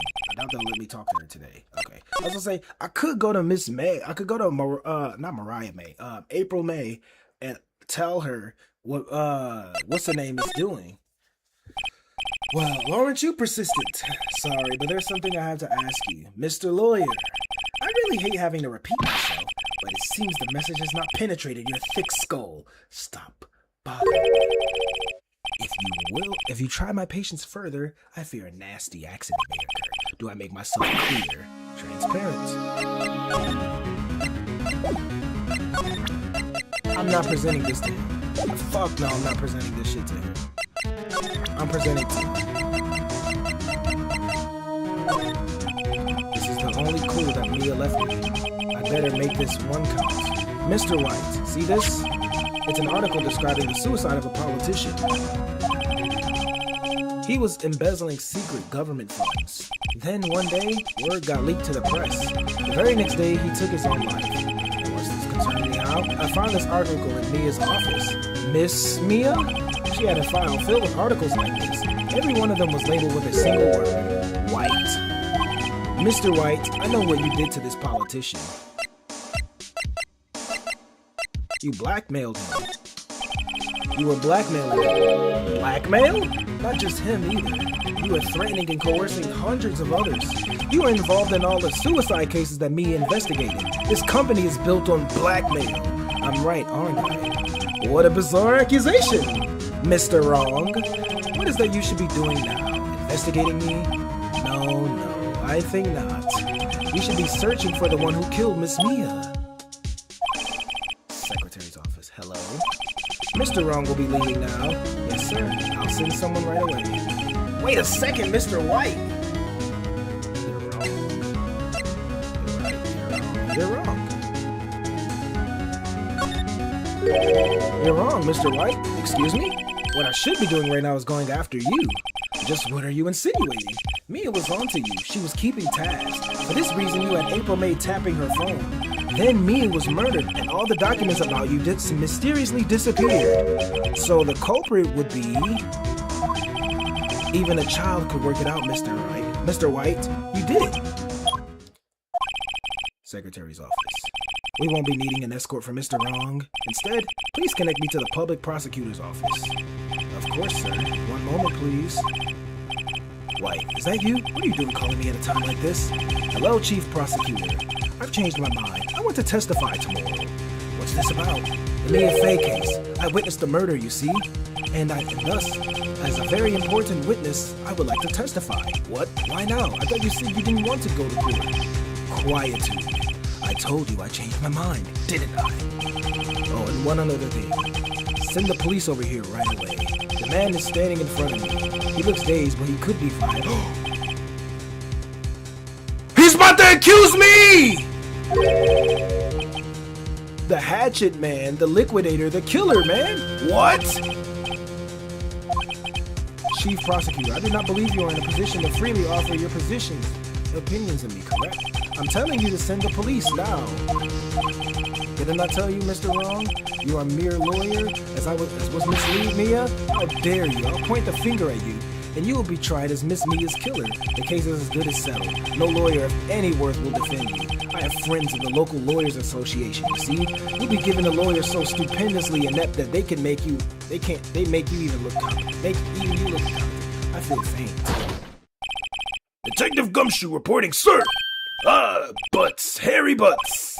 Right, actually, Phoneix Wright, and my friend's name is actually Larry. Oh, right, sorry, pal. Butts was that murderer, right? Detective Gumshoe, I present to you the man who killed Miss Mia Fey. What? Take this despicable human being into custody. Farewell, Mr. Wrong. You know what, I fucked up by trying to press him. I'm not gonna lie, this is what I get for trying to press niggas. September 8th. 3:37 p.m. Detention Center, Visitors Room. So I can't do shit right now. I can't believe it's only been a day since the first trial. My trial begins tomorrow. White's going to set a trap for me, and the prosecution will be on it, of course, Edgeworth included. An attorney was assigned to me by the state yesterday. I refused. I had an idea. I'm going to defend myself. Wright. Mr. Wright! Oh, Maya. Great, they let you out of detention. But they put me in detention. Nigga, why is it the same thing? Just now, yes. It's all thanks to you, huh? Now I'm afraid we've switched places. What? You mean you? I fucked around with the wrong person. I explained what happened to my... You know what? I shouldn't have fucked with this Jeffrey Epstein ass nigga. I don't believe it. How many people does that mean he needs to destroy before he's satisfied? My mother, my sister, and now you. This has gone too far. Mr. Wright, please tell me, is there anything I can do to you? Well, help me break out of here. Cheer me on a court. I don't know about defend me, but you can cheer me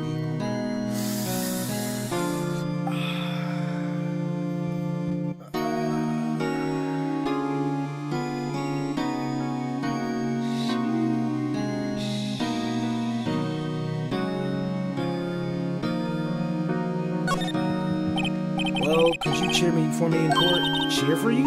You mean like a cheerleader? Huh? Yeah, I like that. Alright, leave it to me. I better go get a uniform and some pom-poms. Wait. What? I'm kidding. It was a joke. No way. No, really, I was kidding. But thanks. It's good to know you're on my side. And there really isn't anything you can't do for me anyway. But I just can't sit here and do nothing. I got to give that man a piece of my mind, just a piece. Okay? Then come to the trial tomorrow. Okay, I'll be there. I'll show them a thing or two.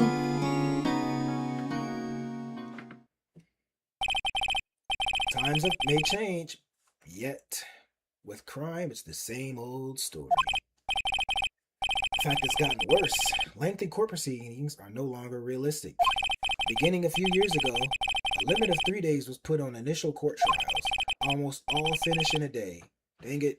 Freaking dude.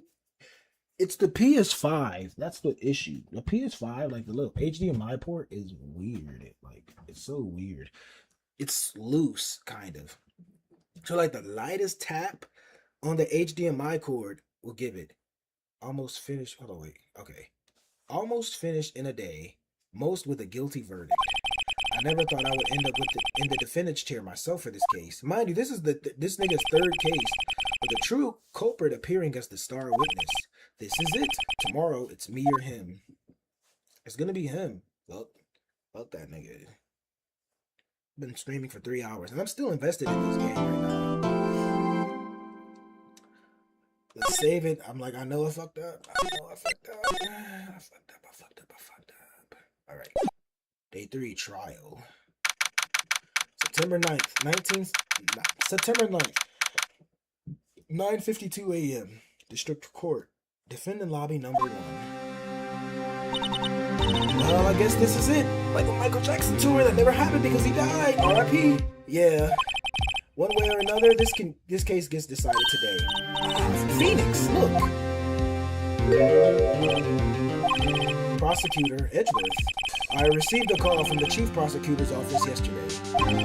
I was told that whatever Mr. Wright says today, it will be the absolute truth, no matter how you try to attack his testimony. If I raise an objection, I have it on good faith that the judge will listen to me.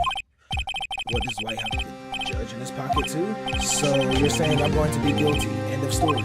I will do anything to get my verdict, Mr. Wright. Anything. Why? How can you torment an innocent person like this? Innocent? How can we know that? The guilty will always lie to avoid being found out. There's no way to tell me who's guilty and who is innocent. All that I can hope to do is get every defendant declared guilty. So I make that my policy.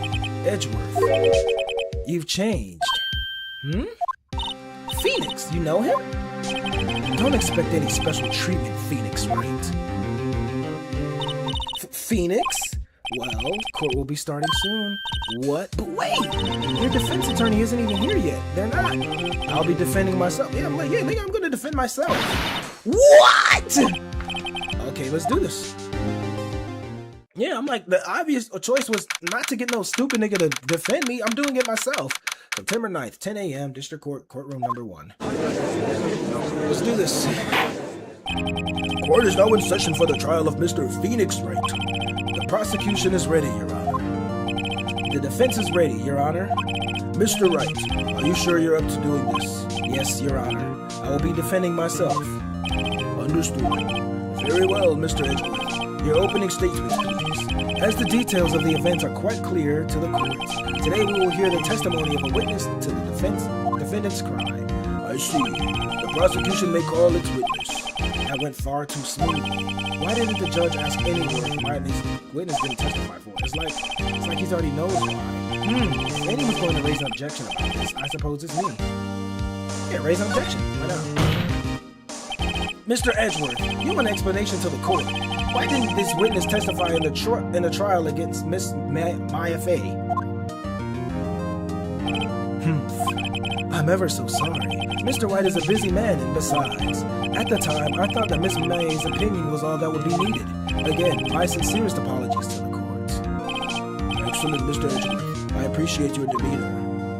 Man, fuck this nigga. Great, he gets to show off and I get nowhere. I would like to call Mr. Red White to the stand. We got Jeffrey Epstein in here. You know he's a pedophile. Super pedophile. Please state your full name. You wish to know the title of my personage. Your name. Yes, that is what I said. Oh dear, do my locutions confused? Name! These two are great together. My name is Red White, but my friends call me Blanco Nino. I am the CEO, or to use a more common term, the president of Blue Corp. Did you know the victim, Miss Mia Fey? That would be a negatory. No, I did not. You were at the Gatewater Hotel the night of the murder? Correct. And you witnessed the murder from there. Why tell you what you already know? Very well, Mr. White. You may begin your testimony. If I can't rip this guy's testimony part, I'm done for. Why do I always feel like it's the end of the world and I'm the last man standing? I hope you have made your peace with God, Mr. Lawyer. I know you haven't. and I know where you're going.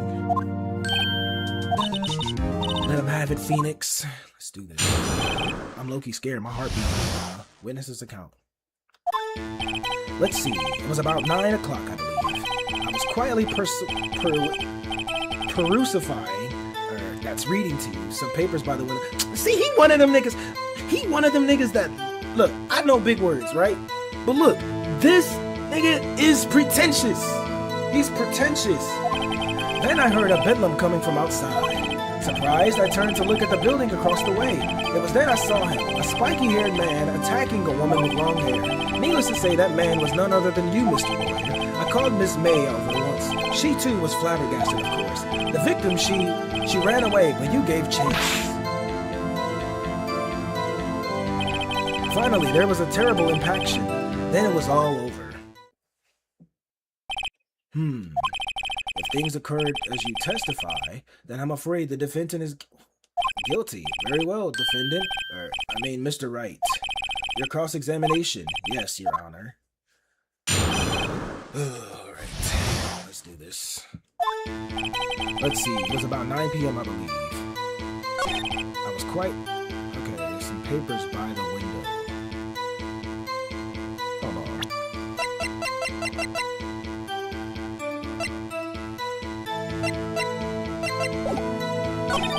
And I heard a bedlam from coming outside. What the fuck is a bedlam? Look, as I said.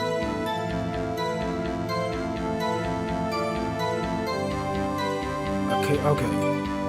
See, he one of them pretentious niggas. Surprised, I turned the building across the way. It was then I saw him, a spiky man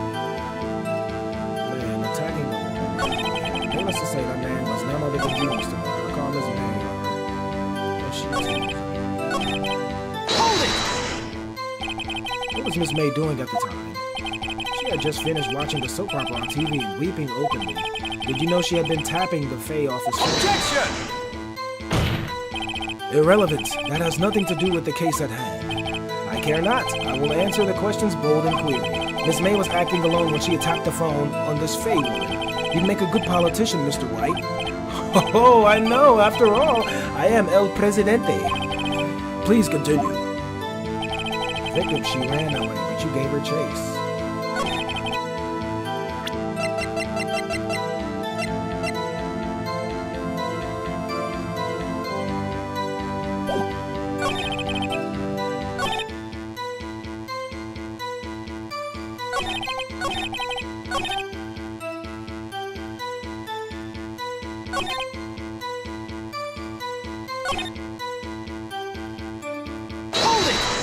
Okay, let's see.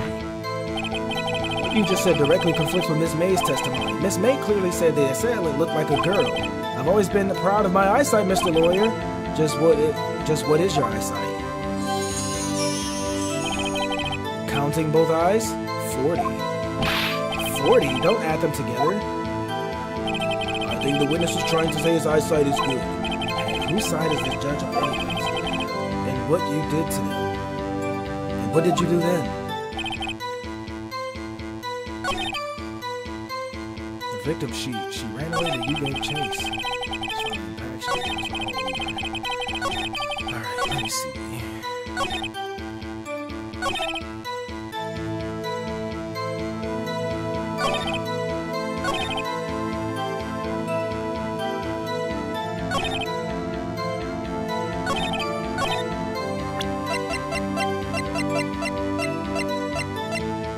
I'm not gonna lie, this nigga got a really good thing. Let me check this out.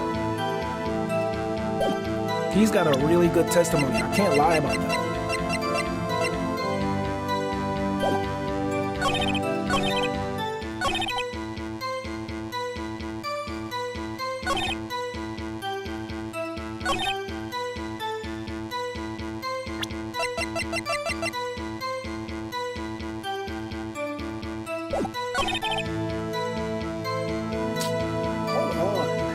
Because I'm like looking at this. Does this contradict it at all?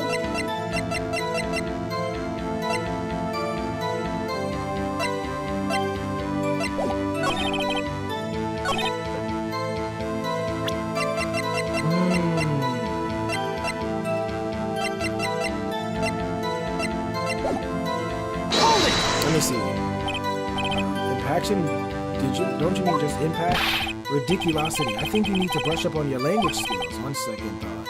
Perhaps I better leave on the language thing. The edge of this guy too? I wonder. Anyway, I'd be better find a weakness in there. Okay.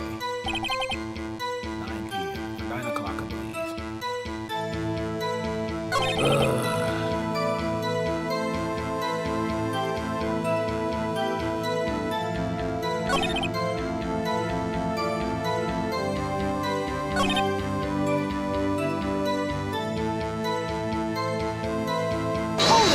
I'm just gonna press him on everything. So you were reading papers until you heard the sound. Well, of course, I am no snoop peeping out of windows at night.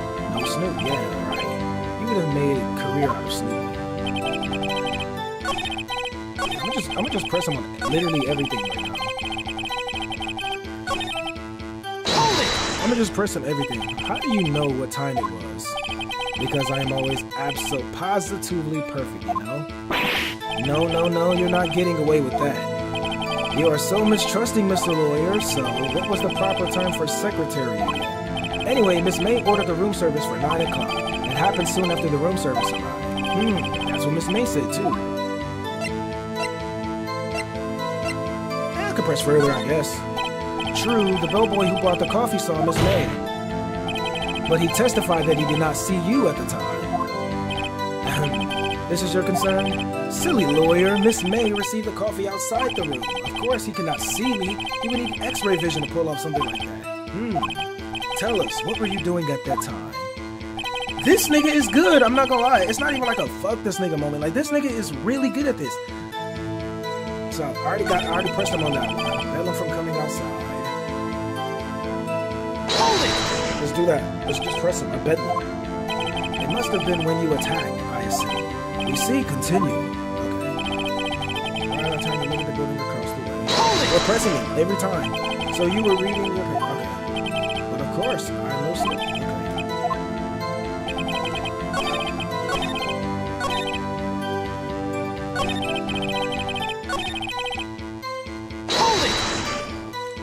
By window, you mean the one directly across from Fay & Co. law offices? Correct. That is the only window you see. And there you were reading papers. Correct. The Gatewater is a businessman's hotel, and I am a busy man who had business to do.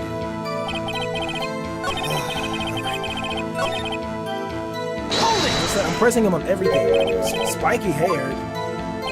Needless to say, that man was none other than you, Mr. Lawyer. I can call Miss May over.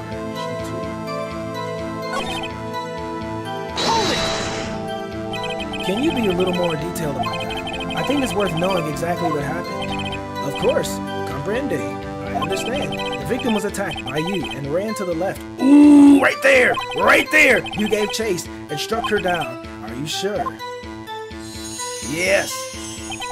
As you know, I am always absolutely perfect. You could change your testimony to reflect this new detail. The victim ran to the left and you gave chase. Right there. Contradictory. Got you, bitch! She ran to the right. The bitch said she ran to the right. Wait right there. Mr. White, you've dug your own grave. What is this? You said the victim ran to the left, but that directly contradicts Miss May's testimony. She clearly stated that the victim ran right. Oh, it's simple. You may have misheard her. Nigga, what? She said that like 3 times. I think not. Look at the floor plans. The killer was here, and the victim here. If the victim ran to the left, as you claim she did, she would have been running directly away from the door. She would have been running into a dead end. You know what? That's a good point. Okay, so I wasn't thinking about that earlier time. Don't you find that odd? Ooh, very strange. I did see her run to the left. I did. Phoneix, look at his face. I don't think he's lying about this one. True. Maybe he really did see the victim run left. So he did witness the killing. Wait a second. Mr. Wright. Yes, Your Honor? Miss May says right and Mr. White says left. Can you explain this contradiction to the court?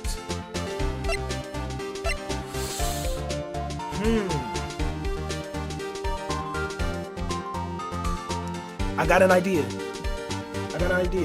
Because the thing is, we all know it's him, right? But get this, right? We all know it's him because we saw him in the beginning of the episode. So, if she ran to the left, he's saying that she ran to the left. That would mean, hold on.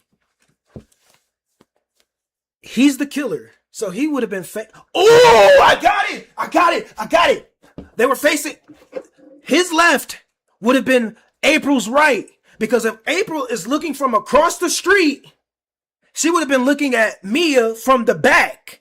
And Mia running to the door would have been over to the right, right? And since we know, we can't prove it yet, but we know that Red was the killer, that means that if he was facing in front of her, his left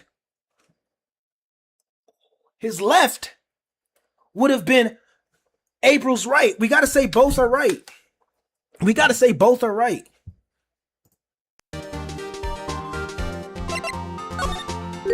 Both witnesses are telling the truth for once. Ha, I doubt it. Or rather, that does not clear up the contradiction. There is one scenario that would explain their conflicting accounts. What? Obviously, the witness was not viewing the crime from the hotel. Mr. Wright, what do you mean? Yes, what do you mean? He was not viewing the crime from the hotel. If he was not in the hotel, where could he have been? In the law offices of Faye & Co., of course. More specifically, he was standing here. Time to show the court where the right... Oh, I got it! Right there. Look. Hold on, wait. What are we doing again? Okay. Take that! That's where he... No! Nigga! Yeah, not fools. How can you be... Oh, right. My bad. Look, that's stupid.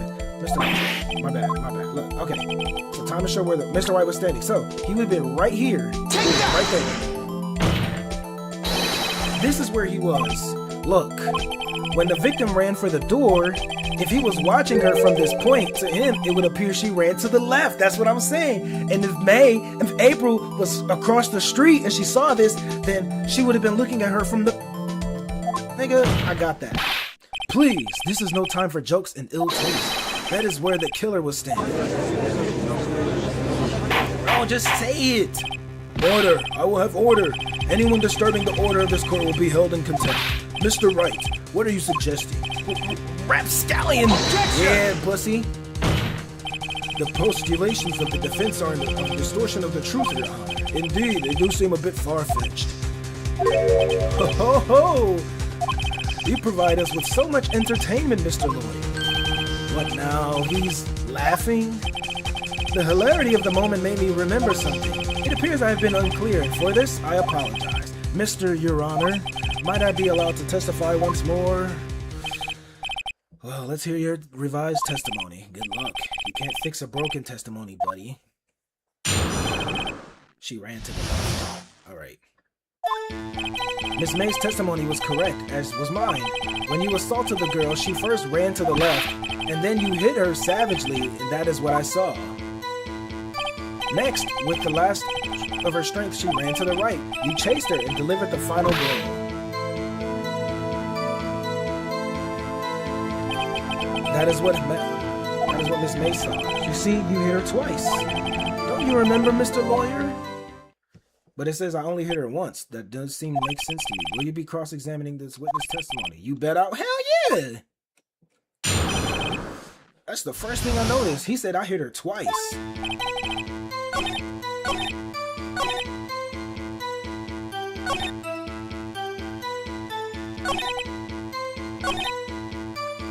You see, you hit her twice. Objection! Right there. Mr. White, the victim died from a single blow. What do you have to say to that? Now's my chance to hit him where it counts. Mr. White, wasn't it you who told this court you were absolutely perfect?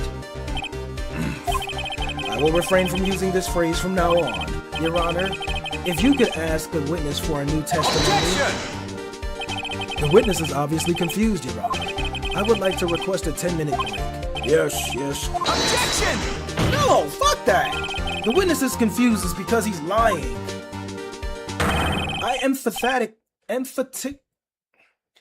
emphatically Request that there be no break-in. Yeah, we want justice.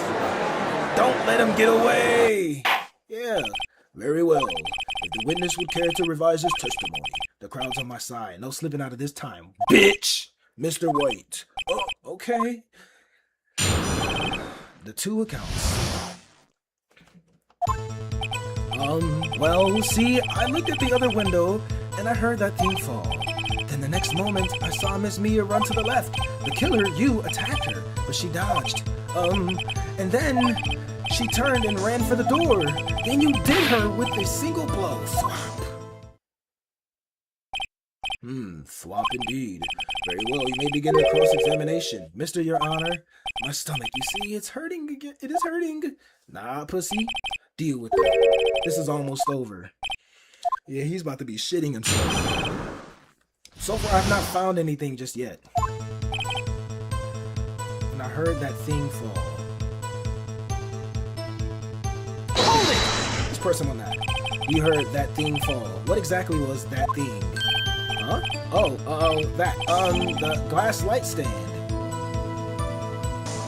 How did you know there was a glass light stand? Right, the one that had fallen over at the scene. Mr. Phoneix, because it wasn't... Yeah, it's the thing. Yes, very odd. Let me tell you. Because the glass light thing was out of view. The glass thing was out of view from the window. It was away from the window. It was off to the side. So he couldn't have seen it. He couldn't have seen it from the window. Yes, very odd. Yeah, that is. I'll press further. Mr. White. Huh? What? You're saying you saw the glass light stand? Yes. Then change your testimony to reflect that. Sorry, my bad. The witness will revise his testimony. Okay, of course. A light stand was lying on the floor when I looked. Then the next moment I saw Miss Mia run to the left. The killer, you attacked her, but she had dodged. She turned and ran for the door. Then you did her in with a single blow. Phoneix! He's getting a lot less talkative. He's probably afraid I'll catch him on something. But it won't be as easy. Check that.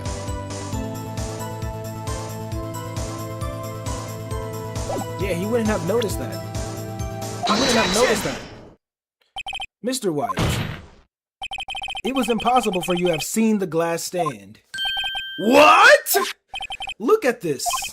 These are the floor plans of the scene of the murder, yes? Correct, Your Honor. Now, look. If you were to look through the window at the office, this is the area you would be able to see. Here. Well, note that the stand is not within the visible area. Well, Mr. White, what do you have to say to that? Ridiculosity! Mr. White, if you were in the Gatewater Hotel as you claimed, you could not have seen the stand before it fell over. In fact, you wouldn't have been able to see it after it fell either. There's no way you could have recognized the broken shards as a glass light stand. So, when did you see the stand, Mr. White? It must have been the moment that it fell. And the only place you could have seen that from is from inside the Phelan offices. In other words, you were at the scene of the crime when the murder took place. Look at him tweaking out! Yeah, I got this bitch. He thought he had me. Mr. White? Oh no, he got me. He probably got me. He's about to be laughing. I can tell. You did it, didn't you? Mr. Your Honor, Miss Mia. Looks like we're about to get our verdict. Hell nah. Objection! That's far enough, Phoneix Wright. What? Forgot about Edgeworth. Mr. White. I think the time has come. Shouldn't you confess your crime now, What? I said you should confess your crime. Ergo, confess that you placed the wiretap. The wiretap? Order, Mr. Edgeworth. Explain to the court what you mean by this. Distinguished members of the court, Mr. White is slightly confused. Allow me to explain. I really don't like the way this is headed. as you know, Mr. White is the CEO of Blue Corp. He ordered his secretary, Miss April May, to tap the law offices to Miss Faye. What does that have to do? Your Honor, the question is, when was the wiretap placed in the office and by who? No, you wouldn't, Mr. White. In order to place the wiretap, you entered Miss Faye's office. Am I correct? Man, fuck Miles! Correct. You are correct, Miles. Give me a break, man. Fuck this nigga. Yes, I placed...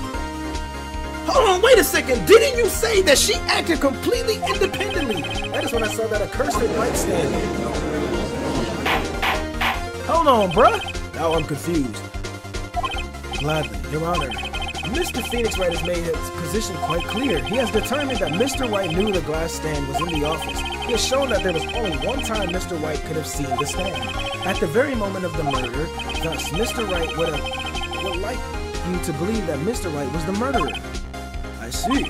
However, it is a fact that Mr. White had been to that office well before the murder took place. When he went to that place to the wiretap, he couldn't have seen the glass light then. Ergo, Mr. Wright's theory is just revealed as a baseless conjecture. Fuck him. Mr. White, you will testify to the court about this wiretapping. Leave it to me. I feel faint. The wiretap. Fuck this nigga, bruh. It was the beginning of September, the week before the murder.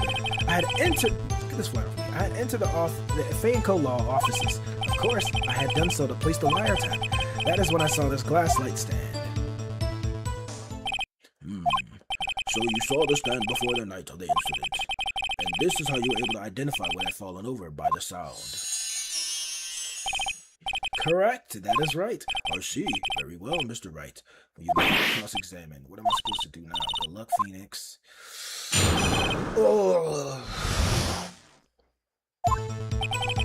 The beginning of September, the week before the murder, I had entered the Fay & Co. law offices. Of course, I had done so to place the wiretap. That is when I saw the glass light stand. Damn it, there's no person. Well, maybe he's right. I could bluff someone.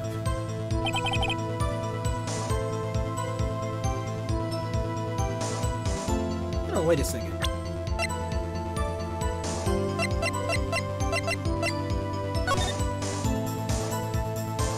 If it was the week before, that means you would have been in late August.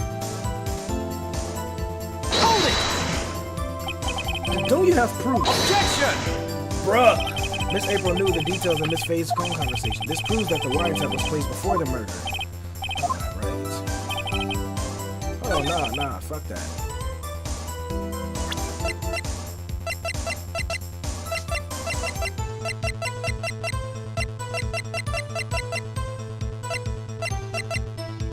Let's present. Objection! This is evidence clearly reveals a contradiction in that statement, Your Honor. How is that? Oh, this nigga's whack! He should have... You know what he should have did? He said that it was in the beginning of September, the week before the murder. If the murder took place September 5th, the week before would have been late August.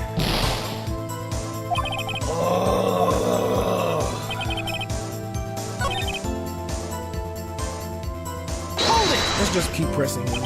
What was it really that sent you to the office? It wasn't Objection! unidentified fingerprints, 7 days old, are found in this. Those are obviously Mr. White's. And if I know Edgeworth, he's already run a check on these prints. Now, Mr. White, tell us why you went into the office. Of course, I had to do so to place the wire.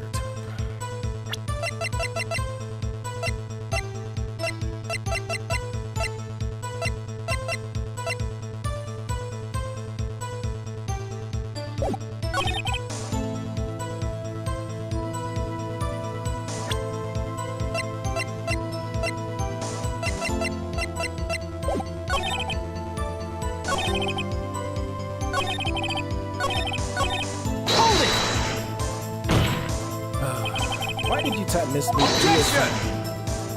This has no bearing on the current case, Your Honor. Blue Corp is a detective agency of sorts. We have a responsibility to protect client confidentiality. That's when I saw this. Why did you notice something innocuous as a light stand?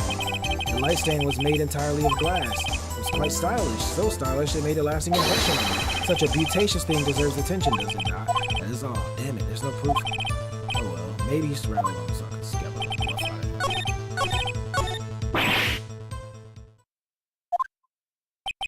Tisk tisk. I should go. The time has come for you to admit your defeat. You fought honorably. No more. I can't take this anymore. Mr. Wright, are you giving up? Yes, Your Honor. Phoenix. Phoenix. Right here. I know that voice. That's Mia. Never give up, Phoenix. Mia?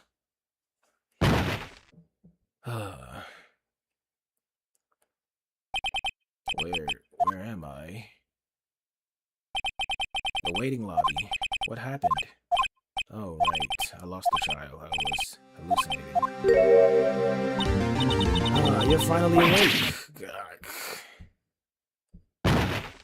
What happened? Hey, Phoenix. Jack. That's no way to greet an old friend. Phoenix, I want you to look at me. Damn, she looked good. Maya now. Maya? Didn't you know that Fey women have strong psychic powers? When you accepted your defeat at court, it appeared that was enough of a shock to awaken Maya's true powers. So Maya is channeling you, Mia? That's right. I am Maya, but I'm also Mia. Now, I want you to listen to me, Phoenix. Maya never gave up. You can't either. That's what I came here to tell you. But we don't have much time, Phoenix. Now listen, you've already won, huh? You have that receipt in the court record, right? Oh yeah, the one you wrote Maya on. Phoenix, who wrote? Wright wrote that, not me. So what do I do with it? Look at the front of the receipt. The front? It's a regular receipt. Looks like it's from a famous department store. $1,000. Wow, expensive item. Glass light stand. Date of purchase, September 4th. He's lying! Oh! I bought that the day before I was killed. Yeah, now what did Mr. Wright say in his testimony? He said it was the week before. It was the... Oh yeah. Go do it. Yeah, we got it now. I'm just like, man, I'm not seeing anything. September 9th, 1:16 p.m. District Court, courtroom. Alright. Court will now reconvene for the trial of Mr. Phoenix Wright. Is the defendant rather... Are you alright, Mr. Wright? Yes, sorry, Your Honor. I'm fine now. Then let's start where we left off.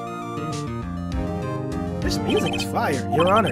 There is nothing to go back to. The cross-examination of Mr. Wright is finished. All that is required now is you to pass judgment on the defendant Phoenix Wright. Your Honor, please give me one more chance. I promise you, this is the last time I'll ask you. But as Mr. Edgeworth has noted, the trial is no more or less finished. Mr. Edgeworth, do you have an opinion on this matter? I say, let us give Phoenix Wright, Mr. Phoenix Wright, this last chance. Very well. You may begin your cross-examination. Yeah, I got you, bitch. Objection! Look at this closely. See the word Maya written on the blood? Wow, you're grasping. I think not. Look at the other side of the receipt. The other side? Your Honor, would you tell the court what is written on the court? Written on the other side of that receipt? Well, a glass light stand.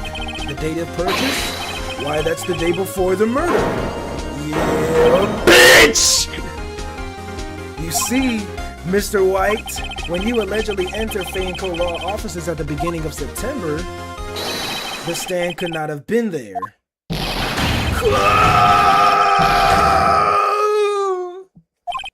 Well, Mr. White, can't get out of this one, can you? No, it's impossible. He's losing it. Well, Your Honor, I understand there must be quite a bit of pressure on you, but I think you'll agree that you can't judge me guilty under these circumstances.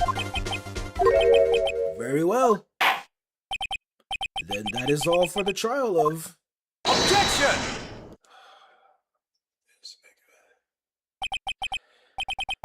Not so fast, Phoenix Wright. What? No way can he worm his way out of this one. Oh wait, I forgot. forgot it's Edgeworth. There are certain threads of logic to the defendant's claims. However, there is no concrete proof that Phoneix Wright is innocent. Ergo, I would like to request one more day before Phoneix Wright is granted his freedom. I need time to make one more inquiry into this matter. Another inquiry. This isn't going to be another one of these updated autopsy reports. This guy just makes up evidence as he pleases. This is bad. Object. Fuck no. What? Object that. Mr. White's guilt is obvious. There's no need to prolong this trial any further. Well, Mr. Edgeworth? Why is he asking for his opinion? If anyone's going to call Mr. White to trial, it would be me, the prosecution. I need a day to ascertain whether these new claims have any basis in factual evidence. Man, fuck this nigga. Completion of Mr. Phoneix Wright will be postponed until tomorrow. No, there's no time in life, and if I can't end this now, Edgeworth should come up with, or just make up something. And after Mia showed up to help me and all, Mr. Gilroy, may I go home? Of course. Thank you for your time. The witness will stand.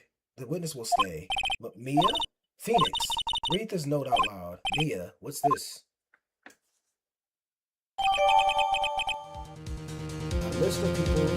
Ooh! So it couldn't. Yeah, I forgot her handwriting. Your Honor, if I may. You're quite persistent today, Mr. Wright. You bet I am. My life is riding on this one. No homo. I have something I would like to read to the court.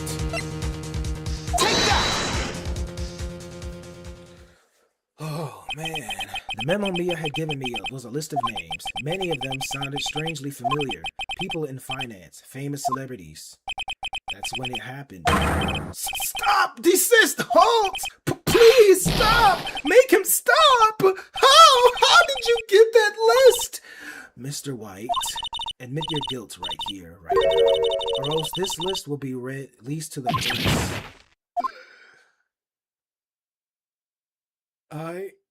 I confess. I did it. I hit her. I hit Miss Mia with the thinker. Yeah, nigga. Case closed, Your Honor. Take that, Edgeworth, bitch! Object that shit, bitch! Objection! Fuck that, nigga! You've done it again. That was quite a spirited defense. Yes, Your Honor. I guess you could say that. If only you knew how spirited it was. Well, this court finds the defense, rather the defendant, Mr. Phoneix Wright, not guilty. Thank you, Mia. Thank you.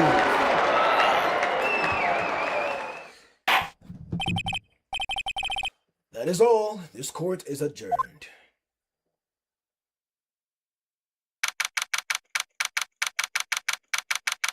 September 9th, 224, District Court, Defendant Lobby Number 1. Yeah, bitch. Yeah, bitch-ass Miles. Well, I never thought I'd be saying this again, but congratulations. You're lucky I was born a Fae.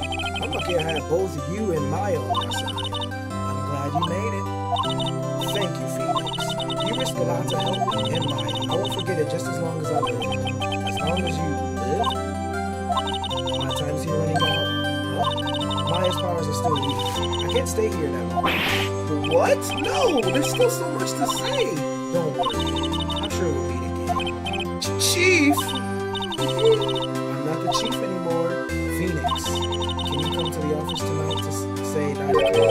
The office? I'll see you later. She sounded like she wanted to give me some. Chief, Mia! She sounded like she wanted to give me some, and I'll gladly take it. She giving it, I'm taking it. Alright, let's see. Being here, it's hard not to think about that night. You came, Mia. I was kind of worried you might not. Huh? Of course I came. Well then, I'm pretty hungry. How about a burger? But Mia! Boy, you should see your face. Mia! What are you talking about? It's me, Maya. But Maya? What, did I look like my sister? Look like? You were her. I might be able to use that. Oh, Phoneix, go to the store and buy me lunch, would you? Maya, why are you here? Because of this. See, Mia wrote me a letter. Take care of Phoneix for me. Take care of, huh? She means the office, this office. Someone has to help with the new Wright and Co. law offices, right? And who better but me? Maya Fey reporting for duty. Wait, no, on second thought, let's make this casual. Yo, Nick, Maya here. Ready to get down to business. You don't mind me calling you Nick, do you? It's a great name. Mia said that's what your friend Larry calls you. Nick.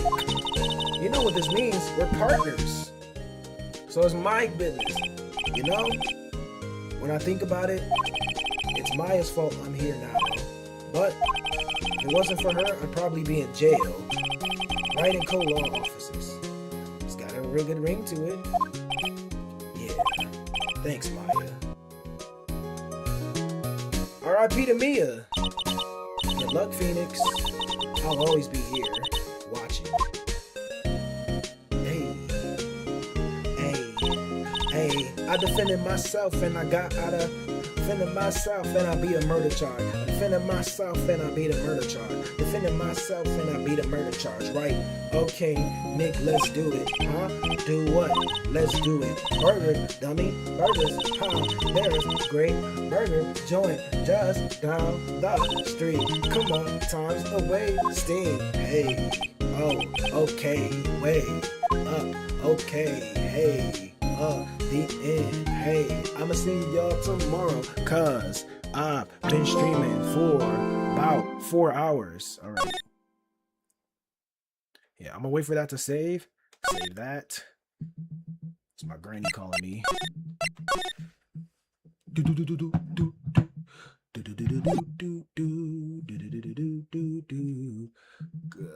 gracious. All right. So I'm gonna get off this. Hope you'll have a blessed day. Jesus loves you. Out. Let me go get this. But yeah, I'm gonna see y'all tomorrow for some more of this.